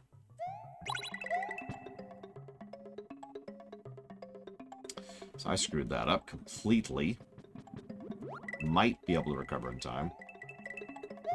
I set this up right. Nope. Too late. Okay. So, okay, new route, new route. Wait for him to do that. Excuse me. See that? There you go. There's Morton's fatality. Larry's fatality would be, it cuts to Larry. Like, the guy's just there is like, oh, fatality, and they do that, like, we'll go wave around thing for a while. And then they look up like, where the hell's Larry? And then eventually it cuts over to Larry, who's just off playing like Game Boy. Already lost interest in the fight.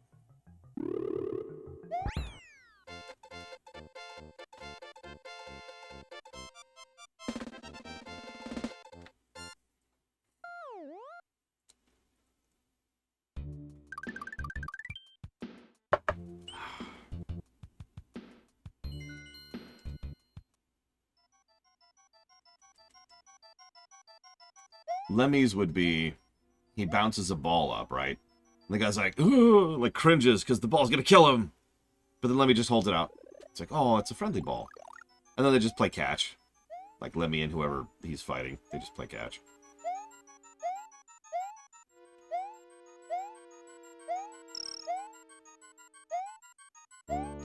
Ludwig's would be similar. It'd be like Ludwig would pull out his giant pipe organ. And they'd be like, oh my god!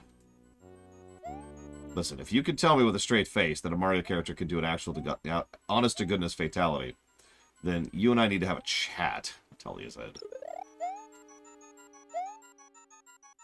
Forgot that was even up there. So Ludwig pulls out the pipe organ and like, oh my god, it's gonna kill me! And he starts going dun dun dun dun and playing like really deep bassy organ music. Blah blah blah blah blah, like Phantom of the Menace, or Phantom of the Menace, really. Phantom of the Opera style. Pinkie Pie comes out for a duet.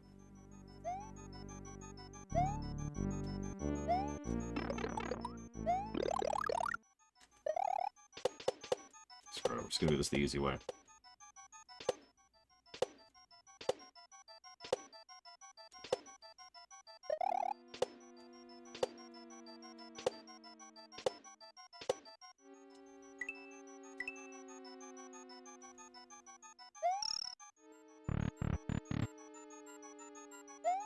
Yeah, I thought so. Ghost houses, am I right?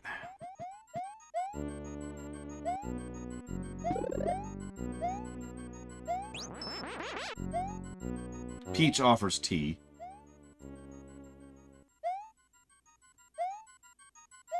Phantom Menace of the Opera. Okay, now we need to make that a thing. New episode 1 edit. Bah, bah, bah, bah, bah.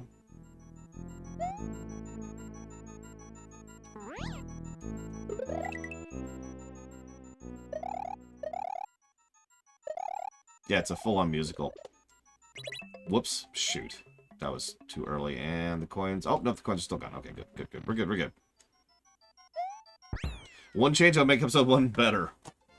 Make it a freaking musical. You don't understand. His count is so high. He must be trained to be a Jedi. Even Master Yoda doesn't have a count that high.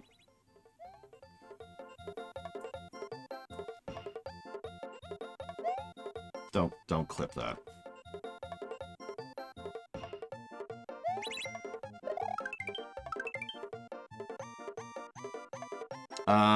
Not applicable. Can't think of any, Ross.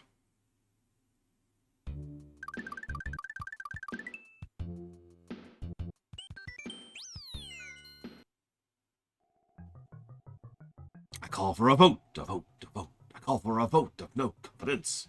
I call for a vote, a vote, a vote, a vote of no confidence. Vote now! Vote now!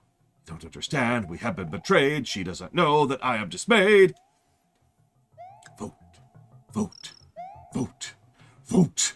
And it's like the whole, like the crowd, right? Like the whole chorus is just vote, vote, vote. Like deep, deep in the background.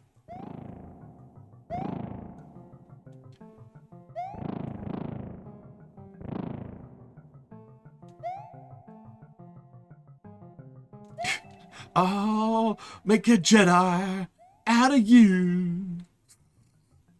Not gonna try to sing that one legit. That's a little too high for my register. I'm a little bit more down here.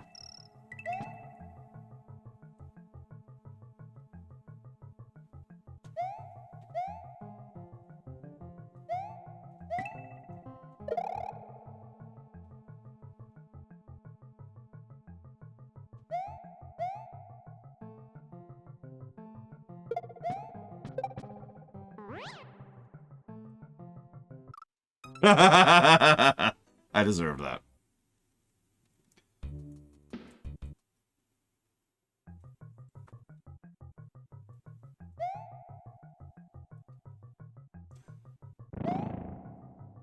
Just head first. Head first. Right in. I should go get the blocks unlocked before I leave. Good night, Act. Have goods. Sleep wells. Don't die. Don't kill, and don't be killed. Why didn't it work? Is it L? Ah, whatever. I need to do this anyway, so let's go do this.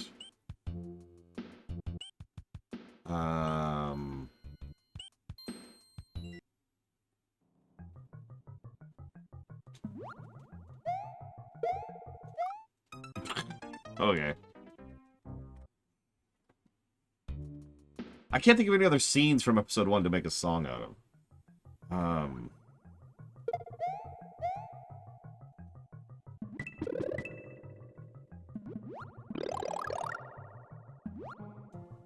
Okay, now hang on, hang on. Well, I was trying to think of something, like, to do for the race, but there's not a lot of... You and Angel. No, no, good scenes.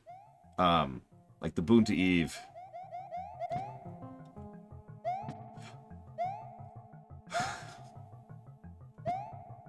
I know. There's only a few. There's only a few.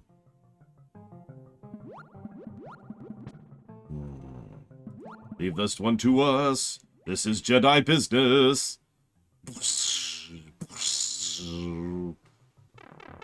I don't understand, Master. He does not flee. It is because he is a Sith. Very well. Then we must defeat him, no matter the cost. It's okay, Master. As long as we have more lightsabers than him, I am not afraid.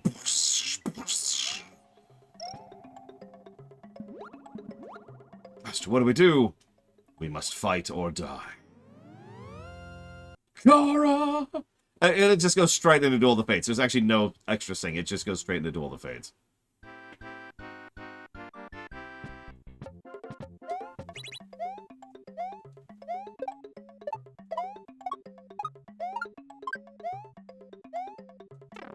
Alright, last chance. Last chance. Nope.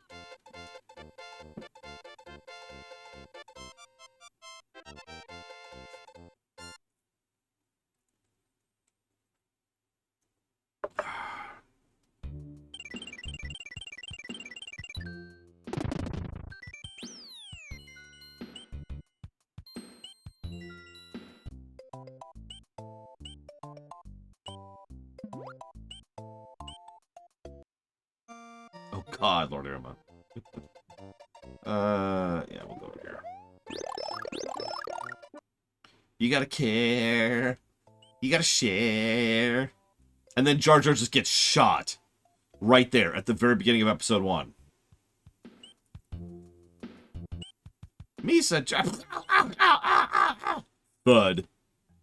Master, we have unfortunately failed to save this local. How truly tragic.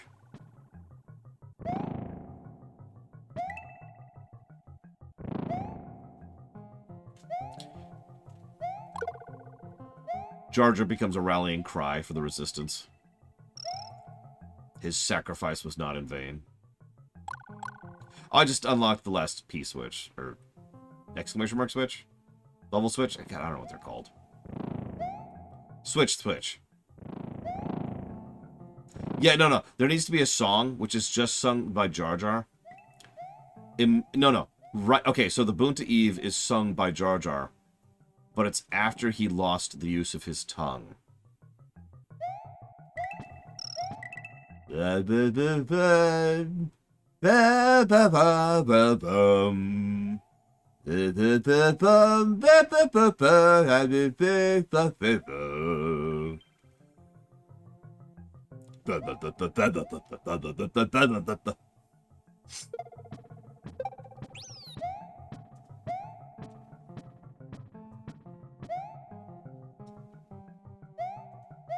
Please don't clip any of that.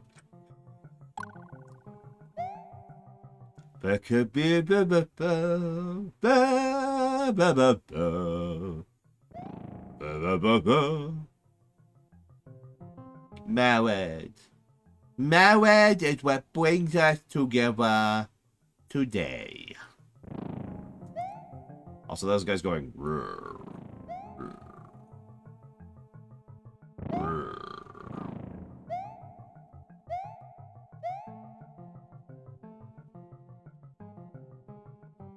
Don't do it, Evo. Don't do it for the sweet, sweet allure of money.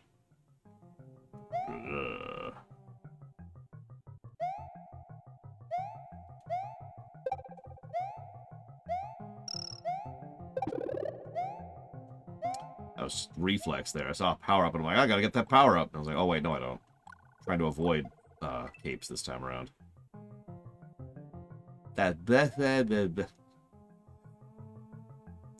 Okay. So how many of you have ever seen Jekyll and Hyde? The musical, specifically. I swear I'm going somewhere with this. Because One of the only songs in the world that I have memorized, because I played Jekyll and Hyde, is from Jekyll and Hyde. Da da da da da da da da da da da da da.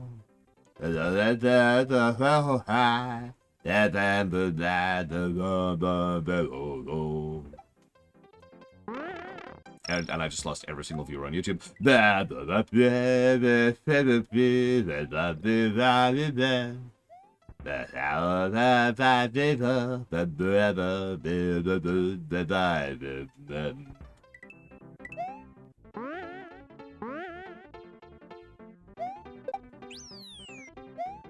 I played Jekyll and Hyde, obviously. Am I a good man? Am I a madman? Such a fine line between a good man and... Did you really think that I would ever let you go? Did you really think I'd set you free? If you did, I'm sad to say it simply isn't so. You'll never get away from me. All that you are is the face in the mirror. I close my eyes and you disappear. I am what you see when you face in the mirror, and long as you live, I will still be here.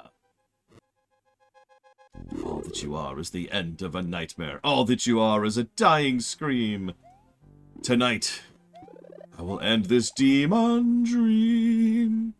Going quieter to not go full volume because that's a loud note. Don't want to actually hurt anybody's ears. I kind of want to hurt people's ears, but, you know, only a little, right? Just a little. Damn it. By the way, first Magic Koopa into the series. Wah, wah, wah, wah, wah.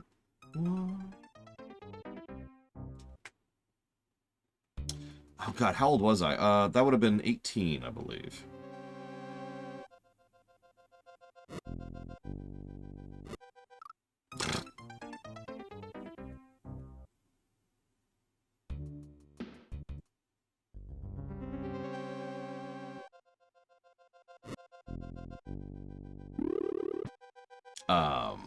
You know, I think it was Cybercom.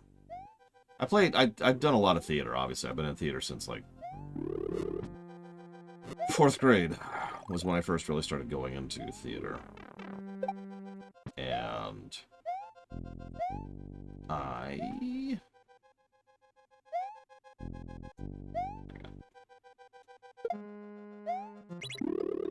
damn it. That threw me pretty hard. I don't think I'm going to make that. Okay. Boom. Alright, so, as I was saying. But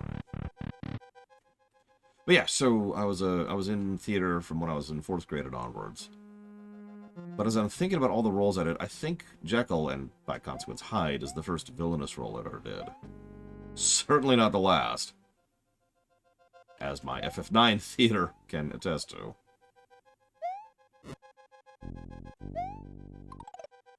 I mean, how many villains did I play in that stupid thing?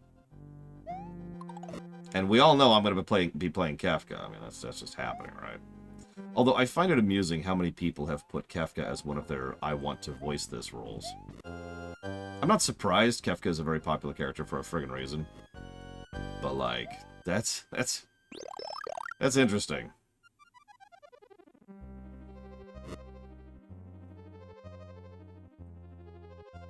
You know what I always find funny? This is a massive tangent here. So I don't have a very high self-esteem. I know. Lore shock. And part of that is because of my upbringing, and part of that's because I am a failure at life. And so there are very, very few things in my life that I actually feel confident about, feel like I can do properly. Like, probably the kind of thing I could place on one hand, you know? Like, it's not a big list. It's not a big list. So, I made the comment once in a random video that, you know, you're going to have to compete against me when it comes to voicing Kafka for FF6. And, I mean, duh, that is actually the truth. I am your competition there for voicing that when we get to RFF6. And I got a comment about this is a while ago, saying about how shocked they were at how egotistical I was, and how full of myself I was. And that's not the first or last time I've gotten a comment like that. And I kind of get it. It's because they don't see me. But virtually every time I speak positively about something that I can actually do, someone immediately says, "Oh, God, this guy's ego."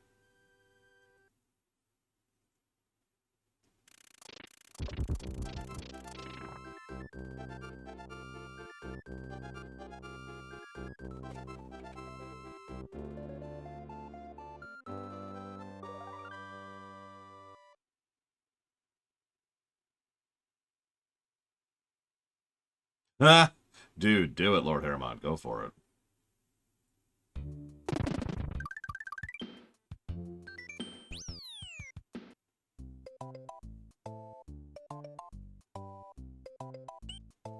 Listen, von Falkenstein.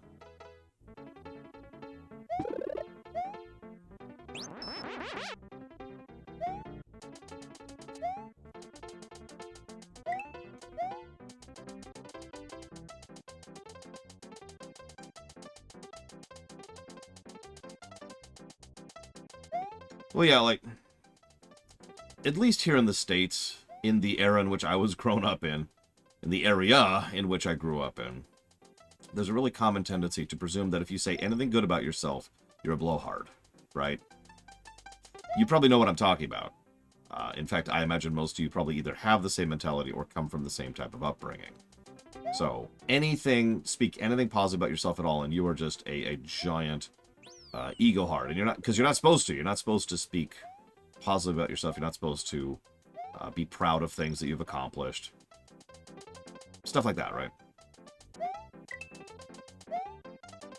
I still kind of struggle with that, if I'm being completely honest with you, because, yeah, I only have started getting out of that as of probably about 4 or 5 years ago. So I've got a couple of decades going against me there. Yeah, no, exactly. Other people are allowed to compliment you. That's okay. But you aren't allowed to think positively about yourself. If you think positive about yourself, you need to check yourself immediately.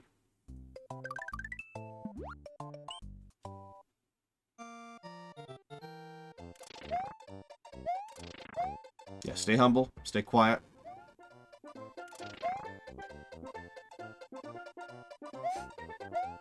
I'd say seen and not heard, but that actually has other connotations.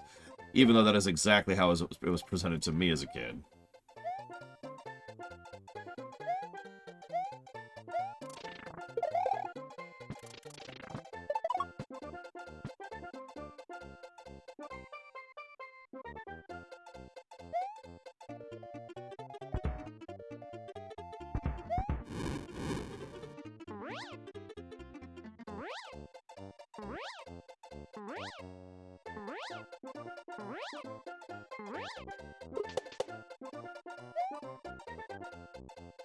I don't know what a Araya heap is, Mike Kamano. Do you mind explanating? Also, we don't see the sumo guys very often, but more Koopa variants for the Mario 4X there. I'm aware of David Copperfield, but not that familiar with it.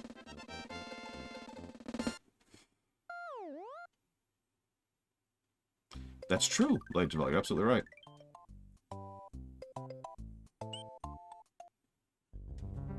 Hey, Just Rob TV. Yeah, this one's probably going to score pretty well. I have, I'm not going to lie to you, I've already taken away a couple of the positives we gave last time, as I've been going through. I've actually been analyzing the game as we go. I apologize for not talking about it as much, but we've been talking about much more important things. Much more.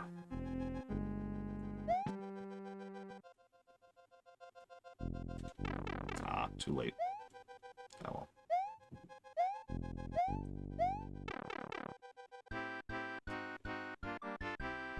So, left, middle, right.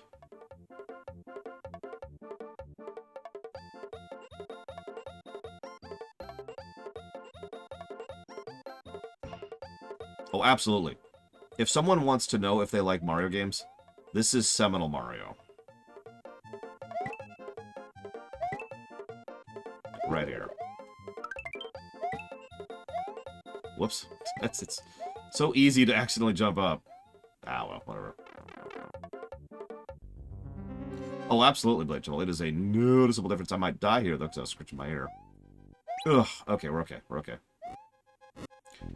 Notice the castles are starting to get really inventive, too. In the last time we were reviewing this is when I started giving out multiple positives for specific worlds, and I think that's going to stay true. But I'm dead serious. If you... No offense, Ross, but if you want to know if you like Mario as a franchise, this is the game to play right here.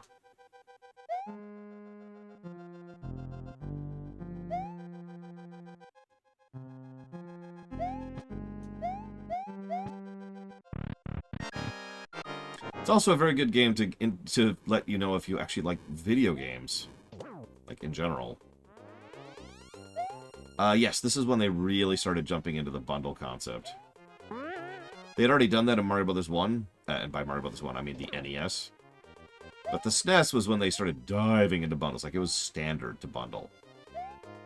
Believe it or not, it was actually something that gave them an edge over some of their competitors, because not everyone did bundles. It then became the norm, obviously. You notice the bosses are getting closer to actually being bosses. On the plus side, we have caught up to Spartan, or where Spartan was like an hour ago. Ah?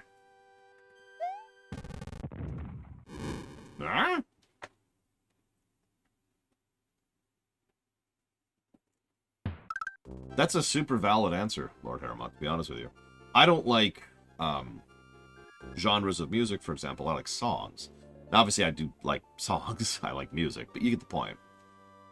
Hell, my sister is not a video game player, for example. There are games that she enjoys, but I could probably name all of them on one hand. Was this the first Mario with cutscenes? So, first Mario with substantial cutscenes, yes. First Mario with cutscenes, no. That would actually be, believe it or not, Super Mario Bros. 1. That's actually something we pointed out when we were going through SMB1.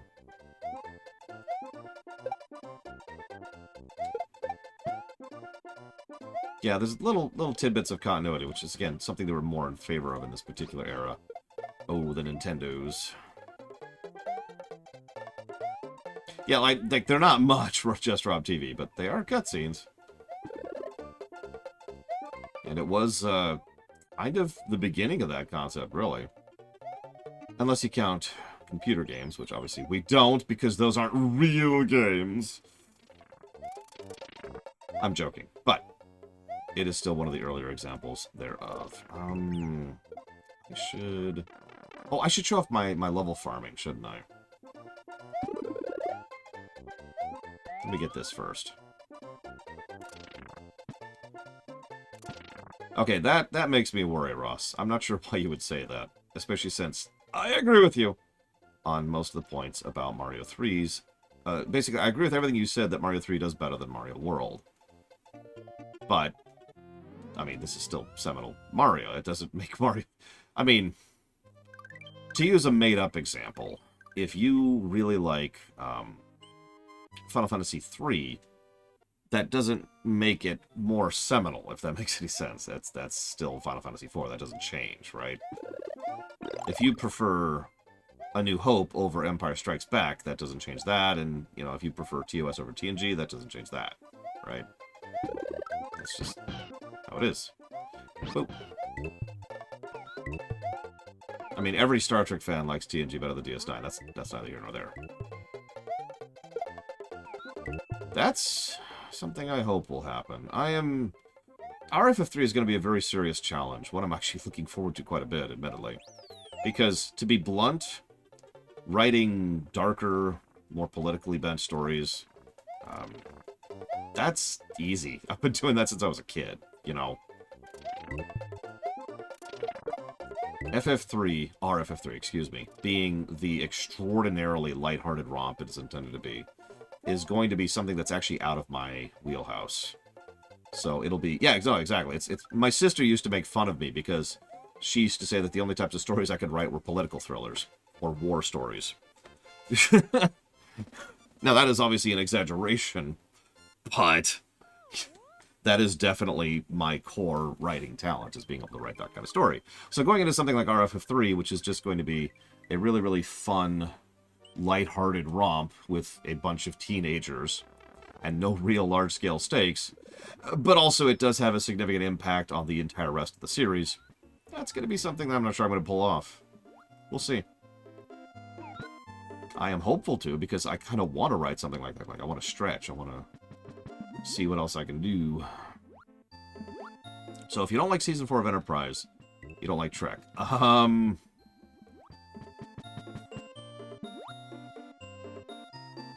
know if I agree with that. But at the same time, if you don't like Season 4 of Enterprise, like if you somehow, that's the first thing you watch of Trek and you don't like that, I would probably recommend not watching the rest of Trek at that point. Not as a, like, oh, you suck and you're dumb kind of a thing. But more like, you know, this probably just isn't for you. So I suppose I actually agree with you. Never mind.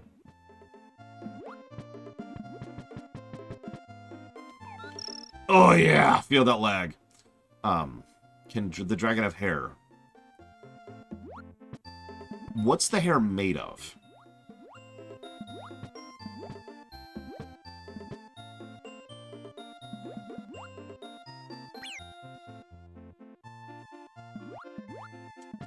Darkness. Okay, sure, do it. I need to stop looking away from the game for a second, because I'm dying. Every time I look away from the game, I start dying. It's weird how that works out.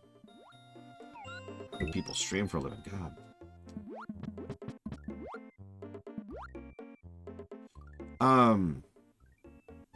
By the way, so a question was asked. If you could magically make another season of any Trek show, and it's good, which would you go for? Now, the obvious answer to that is Enterprise, so hang on, what's your second pick? Because Enterprise is just the easy answer there. So, Savacom says the animated series. Ross says TOS. I mean, if it's going to be good, like if we presume automatically it's going to be good, sure, I can see that. The problem with TOS was that it was going downhill very, very quickly. As I've said many times, we were actually probably very lucky that it got canceled when it did, because I could see that getting much worse very rapidly. Like, they were hemorrhaging personnel and budget and studio support. Like, they literally started having the inability to actually use their own sets at a certain point. It was getting bad. It was getting bad. No, come back, come back! Yeah, no, exactly, Caspian. Exactly.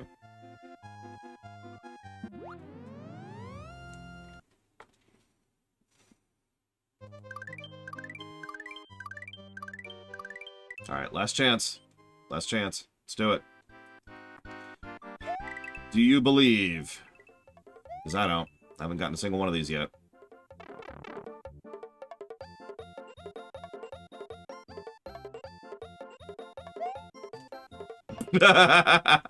Went right over it. Hang on, let's try that again. Damn! Ah! Well, I was going the wrong speed. What? Just...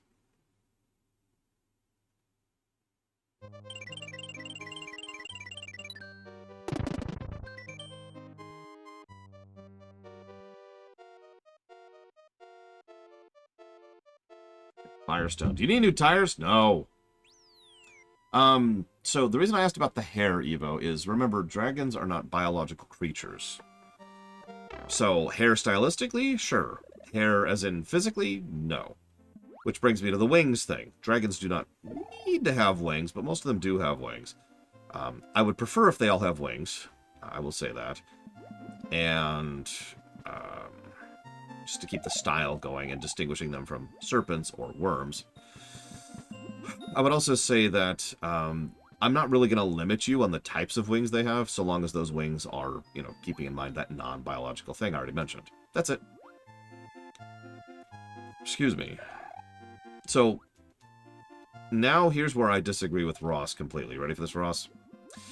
I would actually rather have DS9 Season 8 than most of them. Now, can you guess why? And if you say it's because I like DS9, you're already wrong.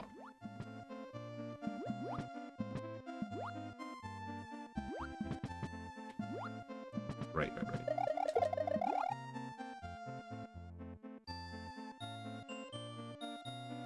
Bingo, Lord Harriman.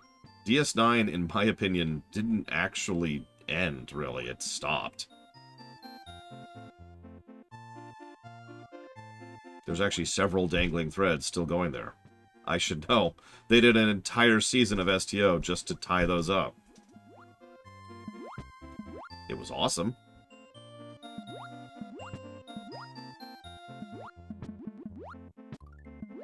Like, even if you ignore absolutely everything else, the idea that the Dominion are just going to go ahead and be like, yeah, okay, we're done, by itself has always bothered me. It's why for every Trek continuation I've ever considered ever, the Dominion has always been one of the biggest elements of that. In fact, one of the early things we had to solve in our Trek was what exactly is going to happen to the Dominion post-DS9. We do have an answer for that, of course, but it still had to be decided, because there's no way the Dominion, as written, would just be like, alright, we'll go home.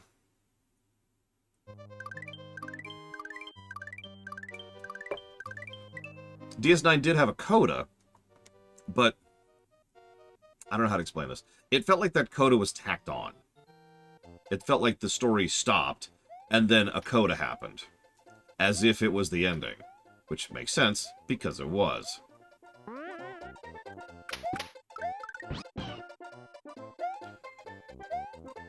Like, okay, I'm trying to think of a non-spoiler way to explain my feelings on this matter. Okay, imagine if in Mario World, you get to the end of stage, God, I don't know, 4 of World 5. And then the ending plays. And it's like, what? That's what DS9's ending felt like to me. Now, the problem, and you've already kind of highlighted this problem, is if DS9 just straight up continued, then it's like, alright, so there's the non-ending, then there's the ending, and then, you know, now you have to keep going, even though it's already ended, even though it didn't end. Also, as a further addendum, the hypothetical Season 8 that they've already showcased did not engage my interest.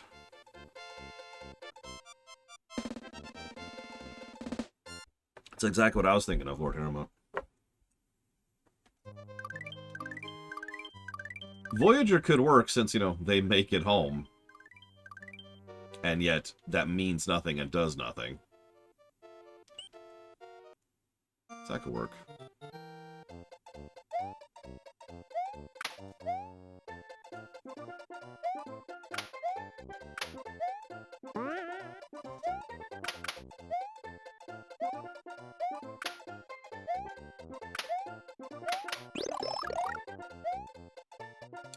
I can kind of recommend Picard Season 3. Picard Season 1 is contentious, so that's up to you. I absolutely, professionally do not recommend watching Picard Season 2.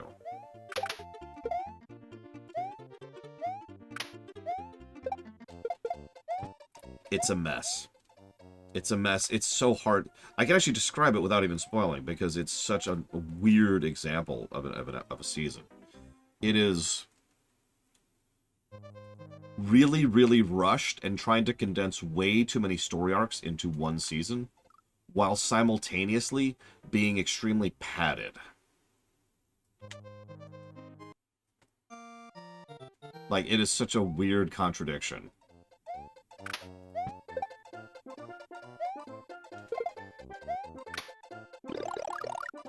Hi, Sean. Hi, Valerian. Whoa! What? Okay. More momentum than I thought I did. Okay. Part of the problem is I don't actually know where I'm going right now. So I keep dying because I'm like,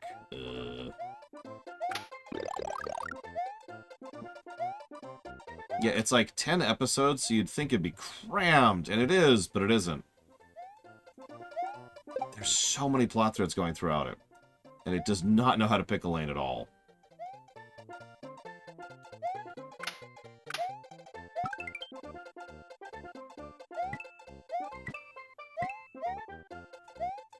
It also has one other problem with it, and I can say this without spoiling, too. It does this thing, and I've seen this before, I don't know how to describe this. It's where a moment clearly is supposed to have meaning or impact, and doesn't. Like, everything about the scene is building it up as this big moment, and it isn't. And Season 2 does that several times, especially in the last episode.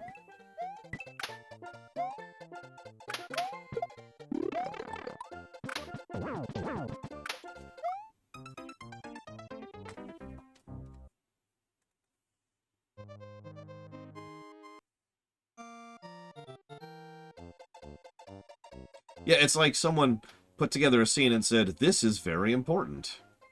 You're like, okay, but why is it? No, listen, this scene is, this is a big scene. This is a big moment. Okay. Are you sure it's a big moment? Yeah! Yeah, this is the crux of the whole thing. Okay. Yeah, pause for reaction from the crowd. Crowd says nothing. Immediately relevant here. Jesus Christ. This belongs to your father. It's very important to you. Okay, I kind of need to figure this out here.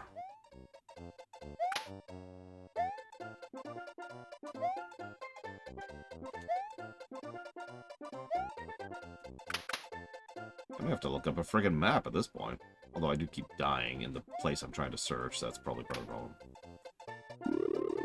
Oh no, I've given my opinion on that before. I think that Patrick Stewart has the Shatner problem.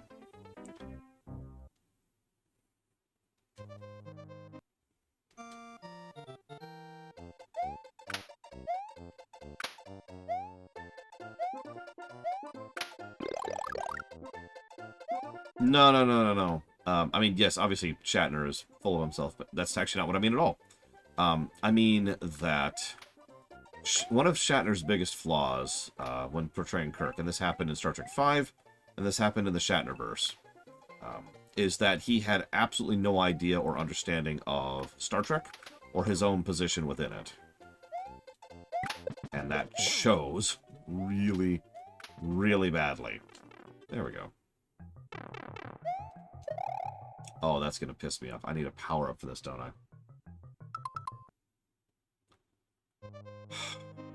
Okay. Let's go get some refills. So, yeah, Stewart had the same problem. Just fundamental lack of understanding of what Trek is. And you might think, who are you to say that? You haven't been on Star Trek for 7 years. Actually, to be perfectly blunt, I have probably spent more time with Star Trek than Patrick Stewart has. I have been doing deep dives and episode-by-episode analyses of that show for the better part of a decade. Actually, more than a decade. So, no, I think I have the right to say that. Not that that makes me egotistical or anything. I think Stewart directed like 2 episodes. I know he did the second to last episode of Season 7, which I can't think of the name, it's the Row episode. No, it is strange, Blade Chaval, like, because what Mike Romano just said is the common consensus, right? You'd think this person would know what they're talking about. They've been doing it for 7 years, plus, you know, however many movies. But the reality land usually doesn't line up with that, and it's more like they just don't really know what they're doing.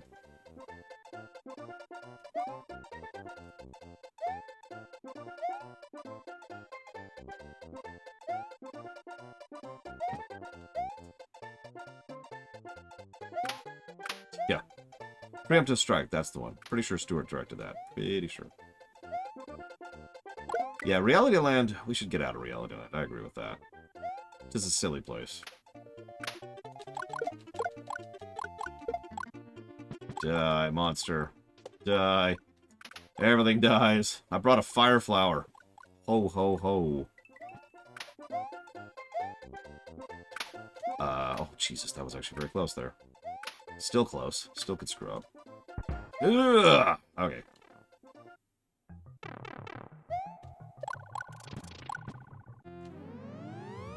Yeah, that's another thing. I know that this is a very contentious topic, but there's a difference between a story going dark and a story going what it thinks is dark. You know what I mean? The way I like to describe this is that there's a difference between darkness being the beginning of the sentence and darkness being the end of the sentence. A lot of works tend to do the beginning of a sentence is dark. Star Trek itself is like that. My Little Pony is a show where it's a very dark show, which covers some very dark topics, and in a very mature and adult way. Star Trek itself has been very dark for a very long time. And it goes back to TOS. That's nothing new at all. Even if you go back to like season 1 with things like the Balance of Terror. That's dark, but it's always the beginning of the sentence. It's always where things start, or the premise, or even the object of the individual episode. And then things are supposed to improve or move forwards or whatever. And yet, one of the things I find that several of the creative types of New Trek in general, most notably Discovery and Picard, which are the ones I have the biggest objection with, is that they don't seem to understand how to do that. They don't understand how to begin the sentence with darkness, and instead they end the sentence with darkness. God damn it. I knew that was coming too.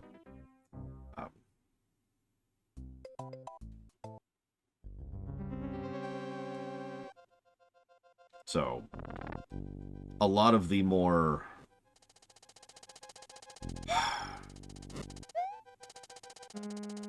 bleak moments of Picard Season 1 and Picard Season 2 are moments that I personally, honestly have trouble believing. Like, I know that sounds strange, but my suspension of disbelief is broken by how extraordinarily bleak of a portrayal it is of Trek as a setting. The Federation in specific, the Romulans, people in general, the very setting itself, right? I roll to disbelieve. You know what I mean? And every time they try to, like, wipe over it, it's something that feels token. If I might be so bold, of course you didn't, Huthor. If I might be so bold, I would go so far as to say that... there we go. Discovery Season 1 is probably the... Jesus Christ, Lord. Losing my concentration. Discovery Season 1 is probably the worst example of this. Followed closely by Picard Season 1, followed closely by Picard Season 2. Now, Picard Season 2 had a lot of issues with it. I don't want to get into that right now. That's its own thing, blah, blah, blah. But even just on the tonal thing, I would go so far as to say that none of those seasons actually felt like Star Trek at all to me. It is something that, in fact, I have wrestled with very directly and personally because I have been asked the exact same question about our Trek. In fact, there's a plot point in an episode of our Enterprise Season 1, which has been questioned by several people as being too dark. And that is absolutely something worth talking about and is absolutely something worth debating, because obviously everybody's going to have different lines for that. But the simplest and least analytical way I could put it is that Discovery Season 1, Picard Season 1, and Picard Season 2 felt like they actively wanted me to stop watching the show. Like it was doing everything in its power to remove any type of interest or measure of engagement that I would have in it. God damn it, I need to just go get some power-ups. That's the problem here.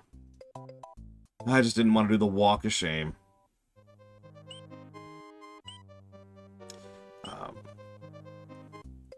And I'm not going to get into the nonsense. There's a lot of nonsense in Trek in general. That's whatever. The burn is still the dumbest thing in all of Trek. Moving on. Alright, so,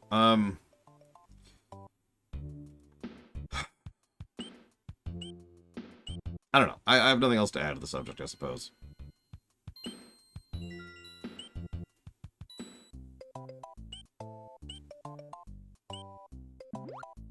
But I will say at this point, I'm going to go ahead and formally veto the very idea of ever covering Discovery in general or Picard in general. I think that's just going to be something I'm going to bring the hammer down on and say, I have absolutely no interest in that.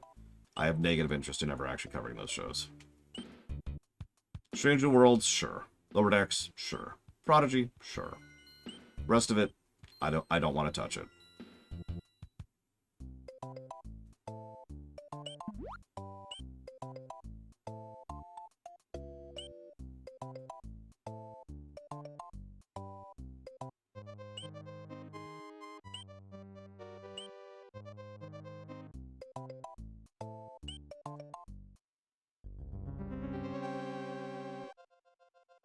I don't know what you're talking about. It's just autumn trees, Eva. What's the issue?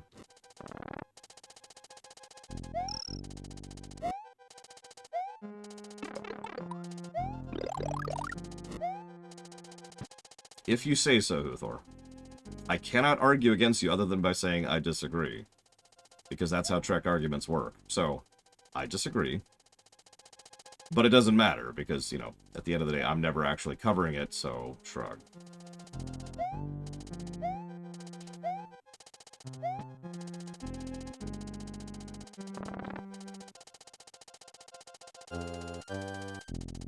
I mean, everyone makes the joke that Prodigy is just Voyager 2. But it's not really a joke, is it?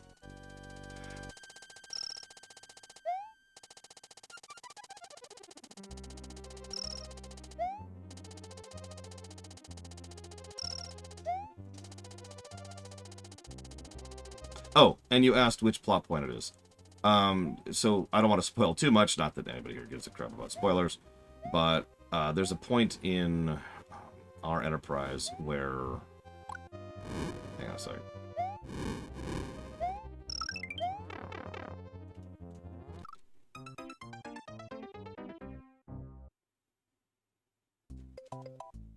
There's a point in our Enterprise where... I've already lost my train of thought. Travis. Pretty much straight up kills a guy. And doesn't feel bad about it at all. In fact, he feels great about doing so.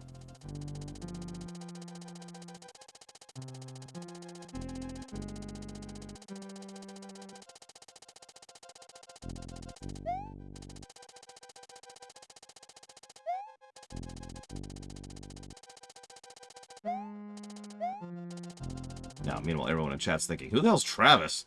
Because Enterprise is Enterprise. Was the guy a dick? Well, he was a pirate. Or a pirate. Poirate, excuse me, because there's no such thing as a pirate within our Trek. But you get the point. He was there to rob and destroy and pillage. So I guess I could give some backstory. Travis's family were one of the early... I can't remember what we called them. They were people who were some of the earliest people out into space. We came up with a term for them other than boomers, for historical reasons. But...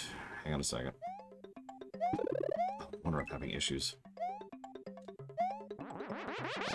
There we go.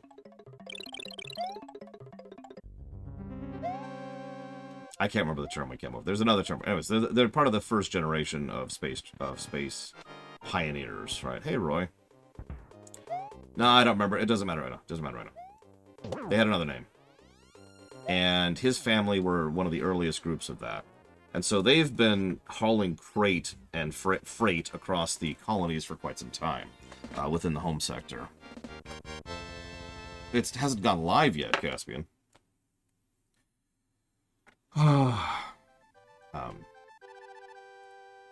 At a certain point in the series, and at a certain point in our Enterprise, Travis gets a bit of a shock to the system. And so, he decides to request a temporary leave to go and visit his family. Unrelated, but totally related to that, one of the things the NX-01 had recently done was be part of a coordinated effort to try and remove the Nausicaan threat within the region. I should probably mention at this point that Nausicaan is just the Vulcan word for pirate. So, it's like, okay, we got to deal with this problem. Dinosaurs! So, NX-01 had successfully gotten rid of pretty much all of the major Nausicaan problems within the region, and most of the Nausicaans were on their way out. Either, like, had retired and gone into more legitimate business, or had actually been trying to physically leave the sector and go for greener pastures. So this guy was a friend of Travis's, specifically, and he was someone who used to work with them on his family's ship, and he went rogue. He decided to go and become a Nausicaan. Immediately in the wake of this, Travis goes back to, hang out with his family, and this guy decides he wants one last score to help him keep going for a bit, so he can go and reinvent himself in a new sector. So, this guy has been a Nausicaan for a while. This is nothing new. And he goes after them, he's like, hey, for old time's sake, I'll make it quick, right? Thing is, by this point, this is kind of like halfway-ish, maybe 2/3 of the way-ish through Season 1. Travis has gotten some decent work under his belt, and he's been working with Starfleet for a few years at this point. So he knows what he's doing. And this guy is an old cargo hauler who's used to people who surrender. So Travis and his crew fight back. There's some actiony sequences, blah, blah, blah, blah. And then we lose power for a few seconds. Hopefully that didn't affect the stream. Way to check that. Looks like we're okay. Okay, whatever. Whoa! Okay. Losing power again. That's wonderful. I love all those power blips. Those are great. No, it does not, Uthor. Therefore, it is not truly Trek. By the way, you remind me to tell you about not truly Trek in just a moment, because that's going to be funny. Anyways, so. Made it. So, Travis uses tactics and superior strategy against the other ship. Bodies them. And the guy's like, okay. You've made your point. I was hoping to get one last score before I left, but fine. I guess I'll just go and make do on my own. Take care of yourself, Travis. Travis like, yeah, no problem. And then Travis attacks his ship very, very, very precisely. See you around, Devo. I'm sorry. So, Travis attacks him very precisely. And what he does is he knocks out his warp drive and his comms. And then he leaves him there to die of starvation or of cold as his life support systems fail. And he leaves him a message before he does it, too. And I haven't written it yet because I always do dialogue dead last in terms of writing. But the intent of the message is going to be something along the lines of, this is all happening because of you. If you had left me and my family alone, you'd be on to safer pastures in the new era that is currently being built. But you decided to try and cling to things and get one last stab in at the only people who ever took care of you in your entire life. So, if you start going in such and such a direction immediately, it might take you a couple of years, but you'll eventually reach the nearest outpost. And then he destroys the comm channel.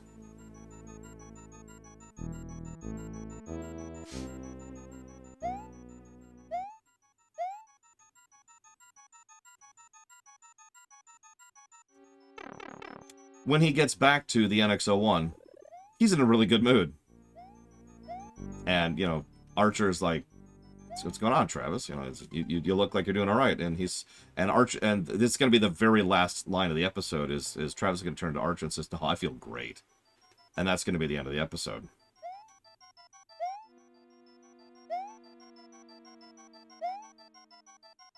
I actually just realized I skipped over a step, which I feel is kind of important. I do that all the time, Caspian, so probably. So the kind of important thing is there's going to be a tidbit where Travis's mother or sister, it doesn't matter, is going to ask him, why didn't you kill him? Like, why didn't you just blow him up? And Travis is going to say something along the lines of, I guess they're rubbing off on me a bit. Just something like that. Oh, Jesus. Obviously, if it's not apparent because it's me, I don't blame you for not knowing my writing style. But if you know my writing style, that incident is going to come up later.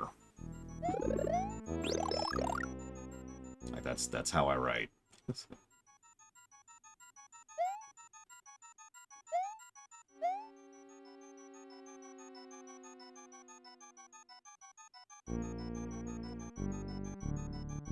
Oh god, I even know the one you're talking about. Come on, a little more, there we go. Oh, there's always consequences in my writing. Now, I said I'd share something else here out, and I'd love it if you heard this specifically, Luthor, because I imagine you'll agree with several of these. That's true, I don't know Trek, Lord Hermont. I've never heard of Trek before. So... the, words, I lost my train of thought. Speaking of I don't know Trek, we'll use that as a segue. Giant dinos. The words, that really threw my train of thought, Lord Hermont. Speaking of I don't know Trek, let me try to compile mentally a list of reasons why people think I don't know Trek.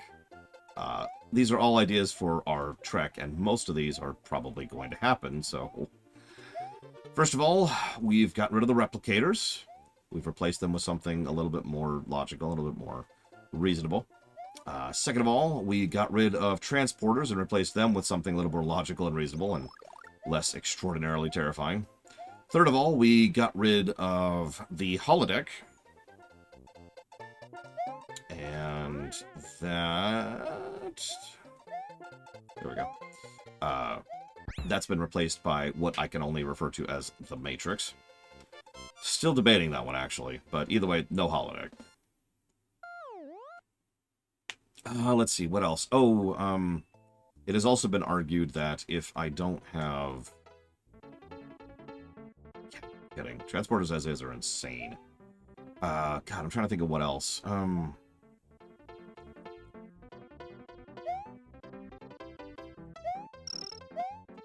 Of course, I can't think of anything right now. As I've been revealing tidbits over the years, an inordinate quantity of people have been like, well, that's not Trek at that point. If there's no transporters and no holodeck and no replicator, then it's not Trek. And this is a real argument I've received. I'm not actually making that up. Ugh, there we go. Oh, yes, we've also shrunk the galaxy substantially. I forgot about that one. Thank you, Federation. And that is another one that people have commented on, which I find hysterical, by the way. So, the funny thing with Trek is that Trek is already like a really tiny portion of the galaxy in lore, like in canon. And yet at the same time, it is so colossally huge that, and this is my personal favorite anecdote to share here, it would still take 9 years at max warp to cross known space. And that may not sound like a big deal, but when you consider all of what is considered known space and how many people regularly do things like, random example, go directly from Deep Space Nine to Earth regularly, something that should be a multi-year trip at maximum warp. So we kind of ran into, yeah, galaxies are big, space is a big place. That's how that works. We kind of ran into a weird problem with that. It's like, well, how do we make this work? So yeah, let's not even talk about directly beaming to Kronos. Let's not even get into that nonsense.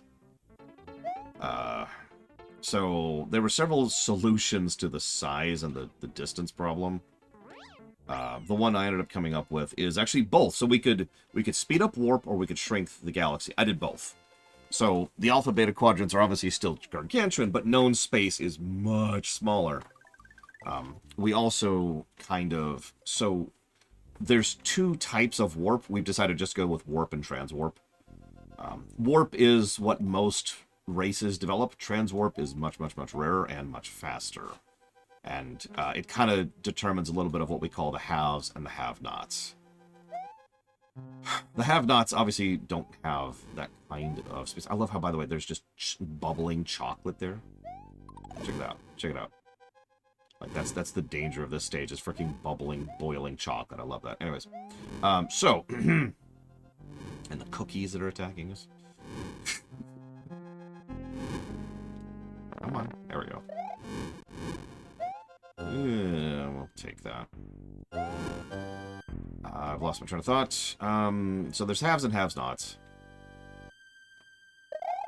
And haves tend to have transwarp, and have-nots tend to not.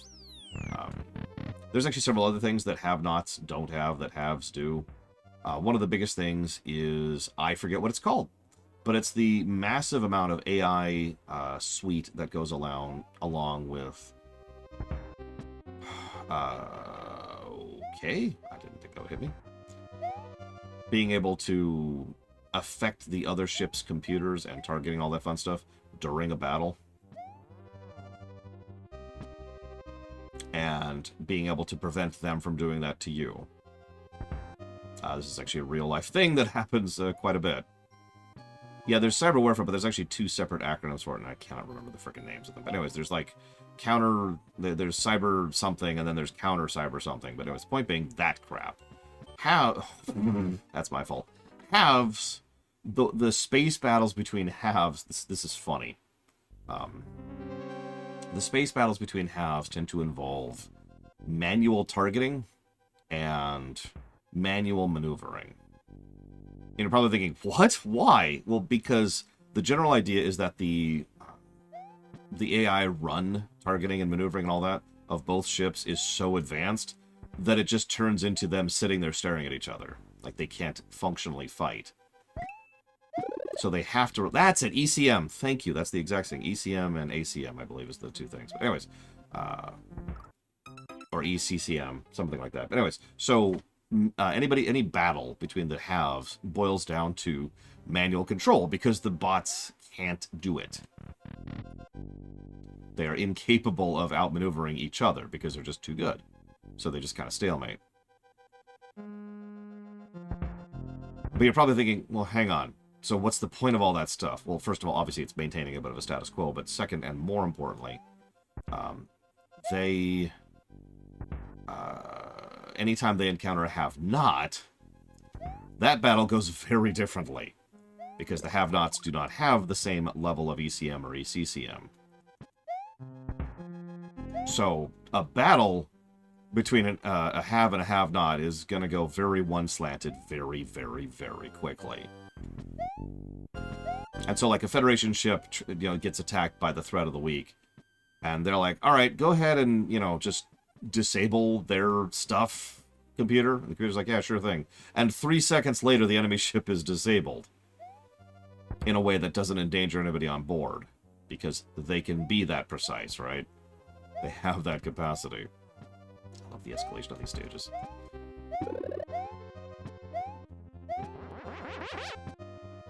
To have nots, well, then it's back to manual combat at that point. Yeah, Threat of the Week, if you really, really like Star Trek for Threats of the Week, I wouldn't watch Our Trek, because they don't exist. I've been going back through TNG recently. I've told this a few times.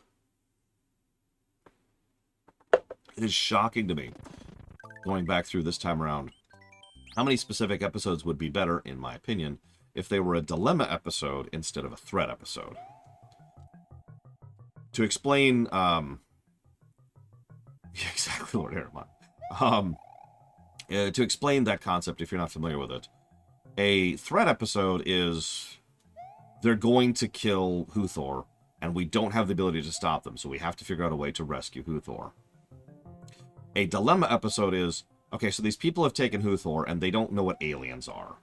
So we could rescue Huthor at any time effortlessly, but doing so is going to cause some serious contamination problems, so we have to either figure out a way to do it very, very precisely, so they don't even notice that we've rescued him, or we need to debate if this is something we do at all. And if we do decide to do this, maybe we try diplomatic channels instead, and that turns into a first contact scenario. That's a dilemma. Actually, yeah, First Contact, the episode, should have been a dilemma episode. It actually wasn't, if you pay attention. It is a threat episode. The threat is rescuing Riker and saving Riker's life. And I've always thought that was a mistake. What should have always been the point of that episode is, okay, so Riker's been captured, and we could rescue him instantly and effortlessly because all you have to do is scan the planet and find the one human. Done. So there's no threat. Well, they can even do it when nobody's in the room. That's easy. There's even, this is not a joke, there's even moments in the episode where he's clearly on his own. So there's tons of time. They could have just beamed him up. The threat is not the point. The dilemma's the point. And that's, it's still a great episode, don't mistake me. It's still a fantastic episode. It just trips a couple of times. But yeah, no, that's my overall point, is that I would like to lean more into dilemmas than threats. Now, we could still have threats, but if we're going to have a threat, then it better be a real freaking threat. And that threat better matter after the credits roll. You know what I mean? I can explain that very easily, because you've probably heard of the Borg. As I'm fond of saying, the Borg were a threat of the week that mattered past the credits.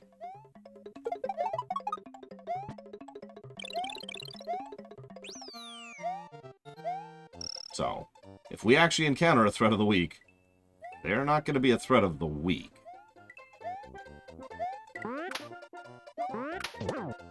Love the level design of these stages. So I think I agree with my past self. I haven't decided what to do with the crystalline entity yet. I will admit it's kind of something I have pinned in there. If the crystalline, at this point... It's funny you say that, Uthor. Because I agree and disagree at the same time.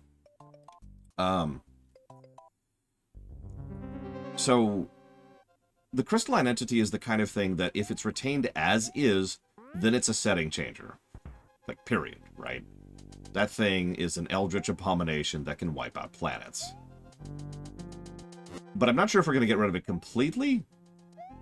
And if we're going to keep it, well, then it's going to be an eldritch abomination that is a setting changer. And that's what I'm not sure about yet. Because there's nothing wrong with that. There's nothing wrong with retaining the eldritch horror that is the crystalline entity and actually making it an eldritch horror. Except for the fact that this is Star Trek.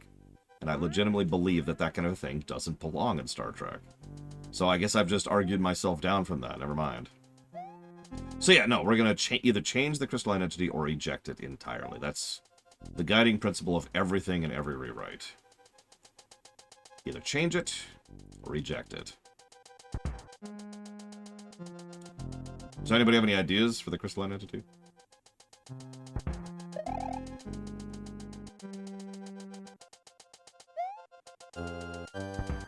I've got it. It was Section 31 the entire time.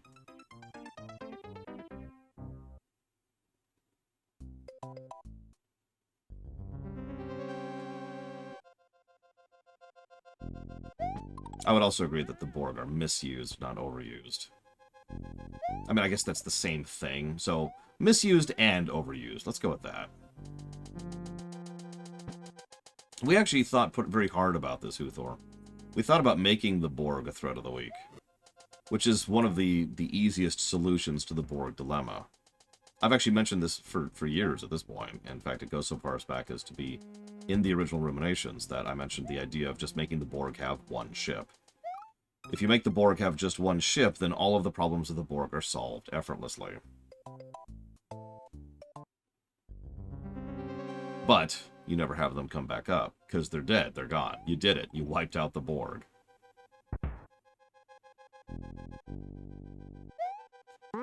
I mean, we could have the crystalline entity be another failed high table species. Maybe like a pseudo-reaper situation, like they tried to combine into one thing and that's what came out of it. Could work.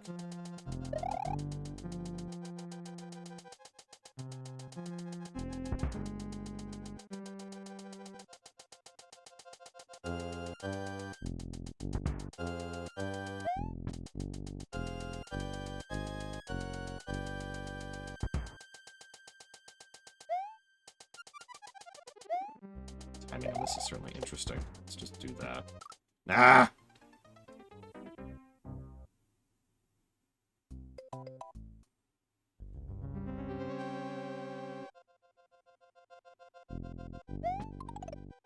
That's true. Not every thread has to be destroyed. Yeah, I pretty much know exactly what the prophets are at this point, with one exception, and I'm not sure about that exception yet. So the prophets were a species that tried to shortcut their way to being a part of the High Table, and they failed hard. And that's what the wormhole is, and why they're kind of stuck in it, and why they don't quite interact with normal space correctly. Who's in the High Table? So at the moment, there are only 3 species who are codified as being members of the High Table. That would be the Q, the Elorians, and the Iconians. Those are the big 3. I'm not saying there won't be more, but those are the only ones that have been penned in as part of the High Table. A bunch of others have been speculated, obviously. So the prophets tried to become part of the High Table, and they were like, "Hey, that didn't work. That didn't work out. So they're stuck, and they have issues, and there are some of them who think they should probably try to go ahead and force the issue again. Those would be the paw wraiths. And there are some who don't really know what to do and have just been kind of existing for a while, trying to figure out what the hell they're going to do with their existence now. Those are the ones that Cisco runs into. Kevin Uxbridge doesn't exist. Boom. Gone. Or he's a Q. Either way, probably still gone. Oh yeah, by the way, the Q do not have godlike powers while we're on the subject. The Undine are almost guaranteed to not exist in the rewrite. I don't see any point in knockoff Daleks existing within the framework that we've got going. Voyager, our Voyager, this is going to sound strange, our Voyager is going to be very, very busy. There's going to be a whole lot of plot threads and stuff. Our Voyager is going to be very, very dense. And so just kind of... Oh, and then there's the Undine for absolutely no reason. Doesn't really make sense to me. You know me, I don't like to include things just because.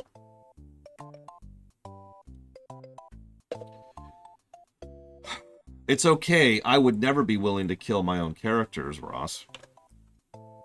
Thank you, Vancini.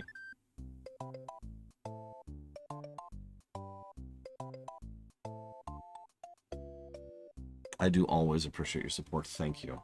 Thank you. Aw. Well, I appreciate the gift nonetheless. If you want to put that towards up to 3 things, you can. But otherwise, thank you, Vancini, very much.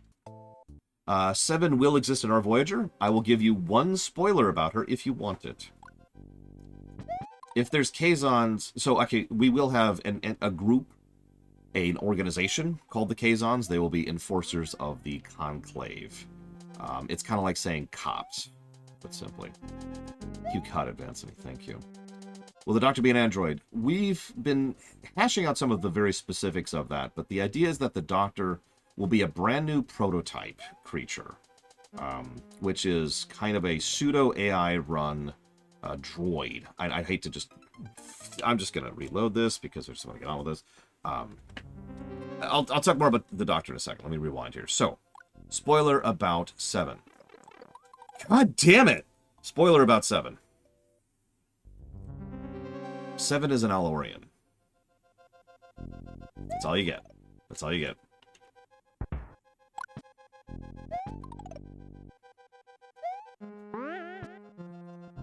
Alright, so, and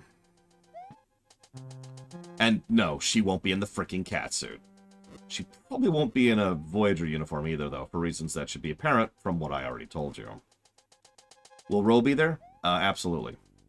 Ro will be one of the main cast members of Voyager, alongside Tasha Yar.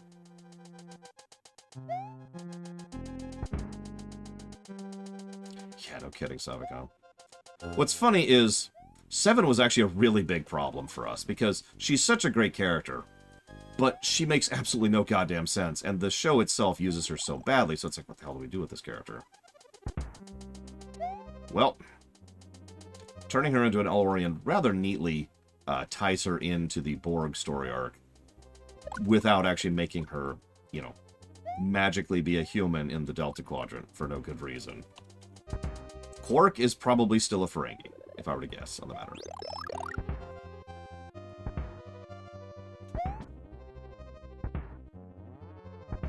Savcom, I haven't even written these characters yet. You're already shipping them. El Orion. Guinan. Do Guinan and Seven know each other? Yes. Personally. I don't see how, Luthor. But then again, as has been pointed out earlier, I don't know Trek. Okay, so... Doctor. So, this is not finalized. This is not penned in.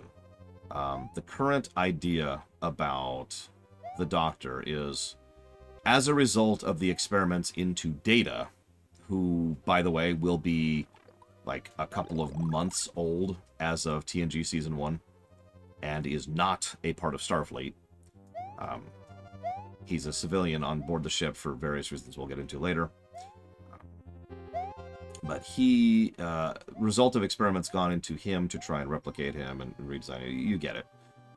They came up with the AI that is behind the Doctor. The Doctor's biggest shtick is that he is an AI program who functionally has no real body. No innate, but like that's not a... I'm explaining this wrong. He's a program. So he's just sitting there in the medical computer, in the place that is the medical place that I can't think of the name of right now because I'm about to die. And as a result thereof, I'm not going to go for that. I'm not going to go for that. And as a result thereof, they needed a way for him to be able to do very, very specific and precise surgeries, not just in general, but in an emergency. So there's either one or two, we haven't decided yet, machines within the sick bay, one of which is effectively a surgery bay, which has some maneuverability and the ability to be extraordinarily precise, just like the Doctor can in actual Voyager. And that's what you do for, you need to pull someone in for extremely precise surgery. So that's, he's still the program in the machine, but he just takes control of that and runs it. And that's his body. The other idea would be the everyday body. This would be something closer to like the frickin' exocomps or something like that. Bob Ross reference. That's interesting, Luthor. Not sure what to make of that. So that's the current idea for the Doctor. Obviously, there's lots of ways they could go from there. That we could go from there. Continuing the idea of him eventually gaining his physical freedom and mobility to go beyond the sickbay. Developing more into a person as time goes on, thanks to droid effect, yada, yada, yada. The Ocampa don't exist, obviously. There's no reason to them. Oh, yeah. I think this is when Ross said he stopped. Oh, no, it's like before this.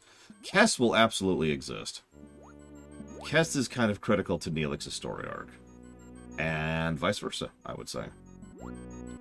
It's one of my favorite mazes in the game, believe it or not. There's a leeway period when there's fading in where you can adjust. If there wasn't, this would suck. Who? Dream Whisperer? Oh, right. Right. So lore probably doesn't exist. B4 probably doesn't exist. First of all, they don't really serve a lot of purpose, if I'm being completely honest with you. But second, more importantly, so Data's spoiler. This is actually a spoiler. So do you want to hear a spoiler about Data? I guess I'll just ask. That way, if you don't, you can just mute me for a minute. Will there be a Tuvix? Nope. Tuvix is... God, of course there won't be a Tuvix. There's so little possibility for a Tuvix to exist within our Trek. They don't even have transporters. How can there be a Tuvix?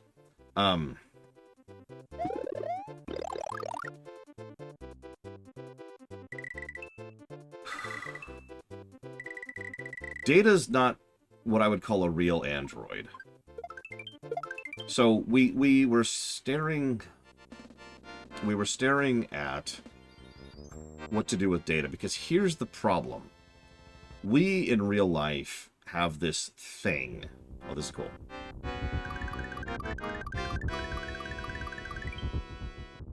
So that was the airship, by the way, from Mario 3. The airship. So now we find out where Bowser's been hiding out this whole time. Anyways, we run into this problem, and I don't know if this bothers anybody else, and I guess it doesn't really matter. But There's no logical reason why Data is the only android in Starfleet.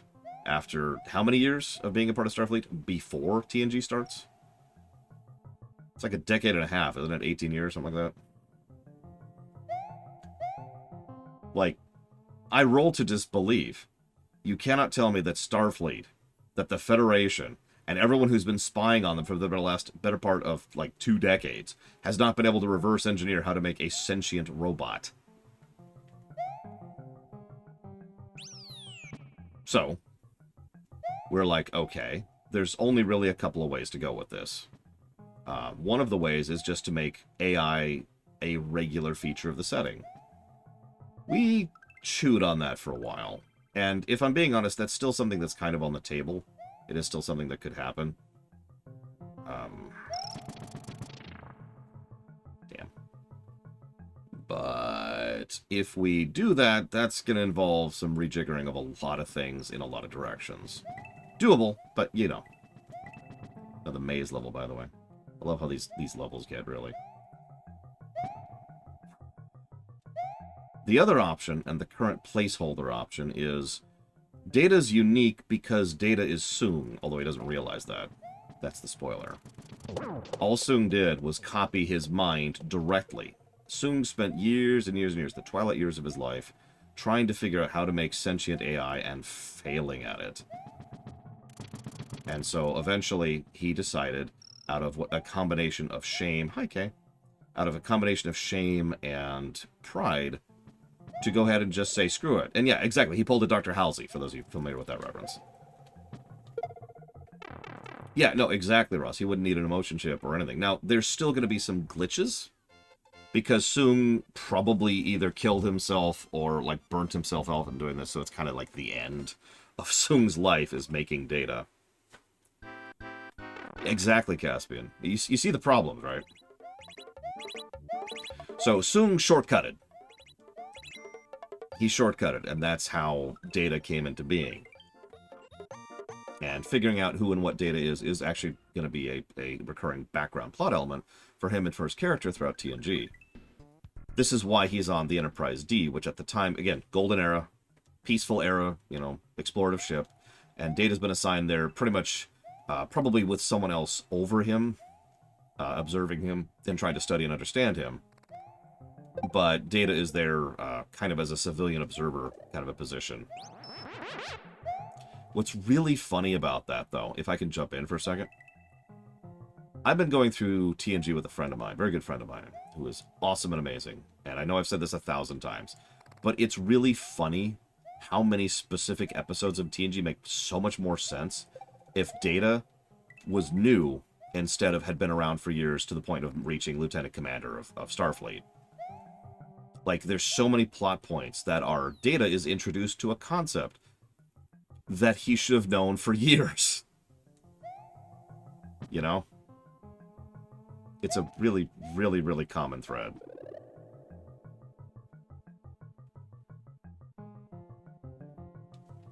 So, the easy answer here is rather than change Data's arc, just change his origins. He is new to everything. A lot of these things are new concepts and new ideas to him that he is being introduced to, and he is observing and giving his own perspective on.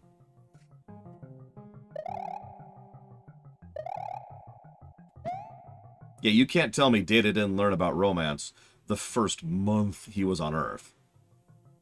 Because people would be all over that, I'm sorry. Just like they were in the show. Listen, Kay. Oh, I will, Ross, don't worry. I'm going to point it out. Bingo. Exactly, Dark Prince.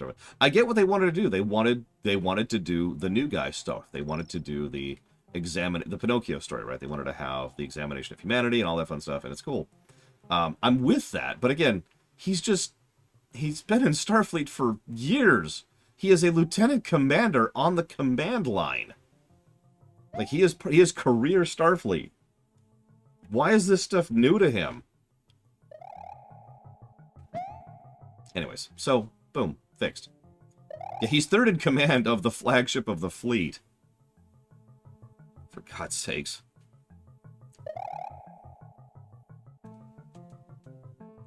Anyways, um, I haven't decided 100% if Soong is still alive or not. That's a more zoomed in thing, and I like to save zoomed in stuff for later.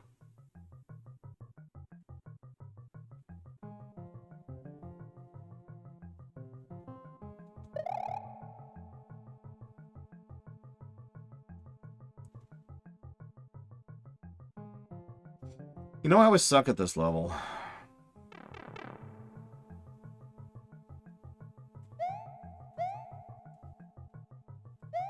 I'm ready. What's your redirect question? How many times can I kill the moles? Yes.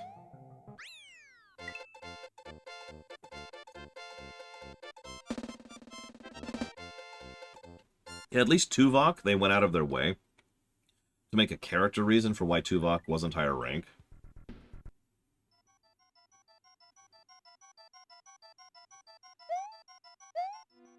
Yeah, I've always felt that sit and wait levels aren't great. I get why they exist, but the problem is there's really just not a lot of player engagement going on there. Okay, so I remember what to do here. Let's see if I can do it. Didn't mean to do that. Whatever, go, go, go.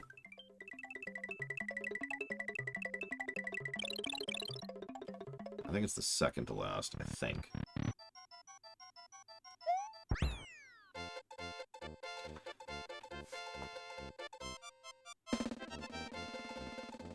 So, the truthful answer is I haven't decided yet.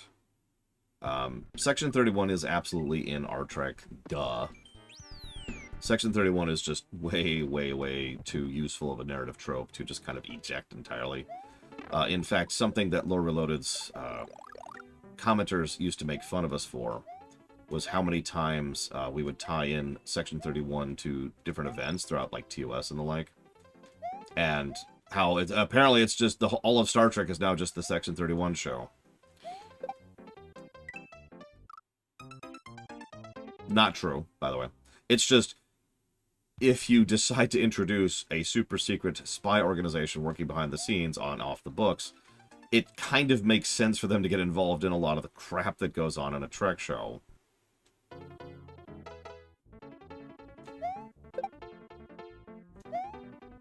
mean, come on.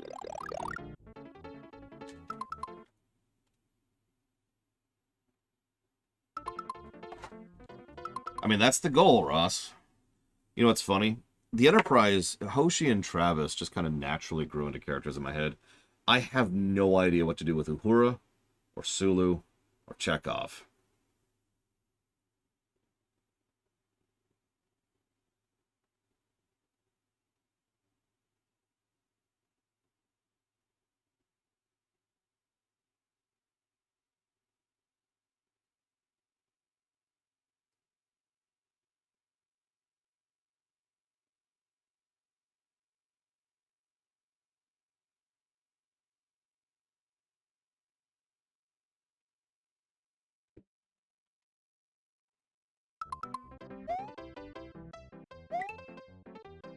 Yeah, no, exactly, Blade. Like, the problem is Trek usually follows the so-called hero ships and the hero characters. So, yeah, they're probably going to get involved in that stuff, right? I mean, honestly, duh. The only reason they don't is because they weren't invented until late Deep Space Nine. There are actually episodes of TNG which make substantially more sense if you view it through the lens of this is a Section 31 Black Ops project. You remember in Season 2 where those genetically engineered people that have the AIDS virus with Pulaski? Remember that episode? That makes so much more sense if that's just a Section 31 Black site. So, will genetically engineered superhumans still exist? Yes. Khan will still be in the series. Obviously, not like much there, but he's going to be there. And I'm not sure if Bashir will be genetically engineered or not. I know it sounds like a strange statement because it's kind of critical to his character, but at the same time, it kind of isn't. So, not sure. That's the truthful answer. We thought about Thomas Riker quite a bit. And the more we thought about Thomas Riker, the more we thought we should probably just go ahead and eject Thomas Riker because he just doesn't have any point. So do you mind if I use you guys as a little bit of a test case? I want you to be honest with me. You know, no judgment here. No judgment. Okay, a lot of judgment. I'm going to judge you. There's so much judging happening right now.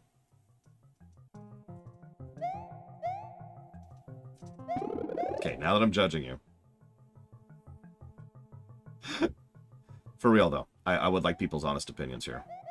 This is not something that's codified in stone yet, but I actually really like this idea, and I'm tempted to do it. So the idea here is that Riker was born a woman. And because of the fact that this is the future and they have amazing medical tech, once Riker realized who he was, he transitioned. And the way we wanted to do this is that there's no real sign or hint that Riker is a trans man until a specific episode. It'll only show up one time. And in this one episode, there will be an alien who is trying to infiltrate his brain in order to get information on Starfleet. You probably remember the episode Fractures or Facets or something like that. It's like season 7, I want to say, is when that shows up. It's a good episode. I like it. Yeah, it's that episode. It's the one where they're really messing with him. Anyways, during that episode, one of the ways that the aliens try to mess with him is that they actually have a thing where Troy misgenders him.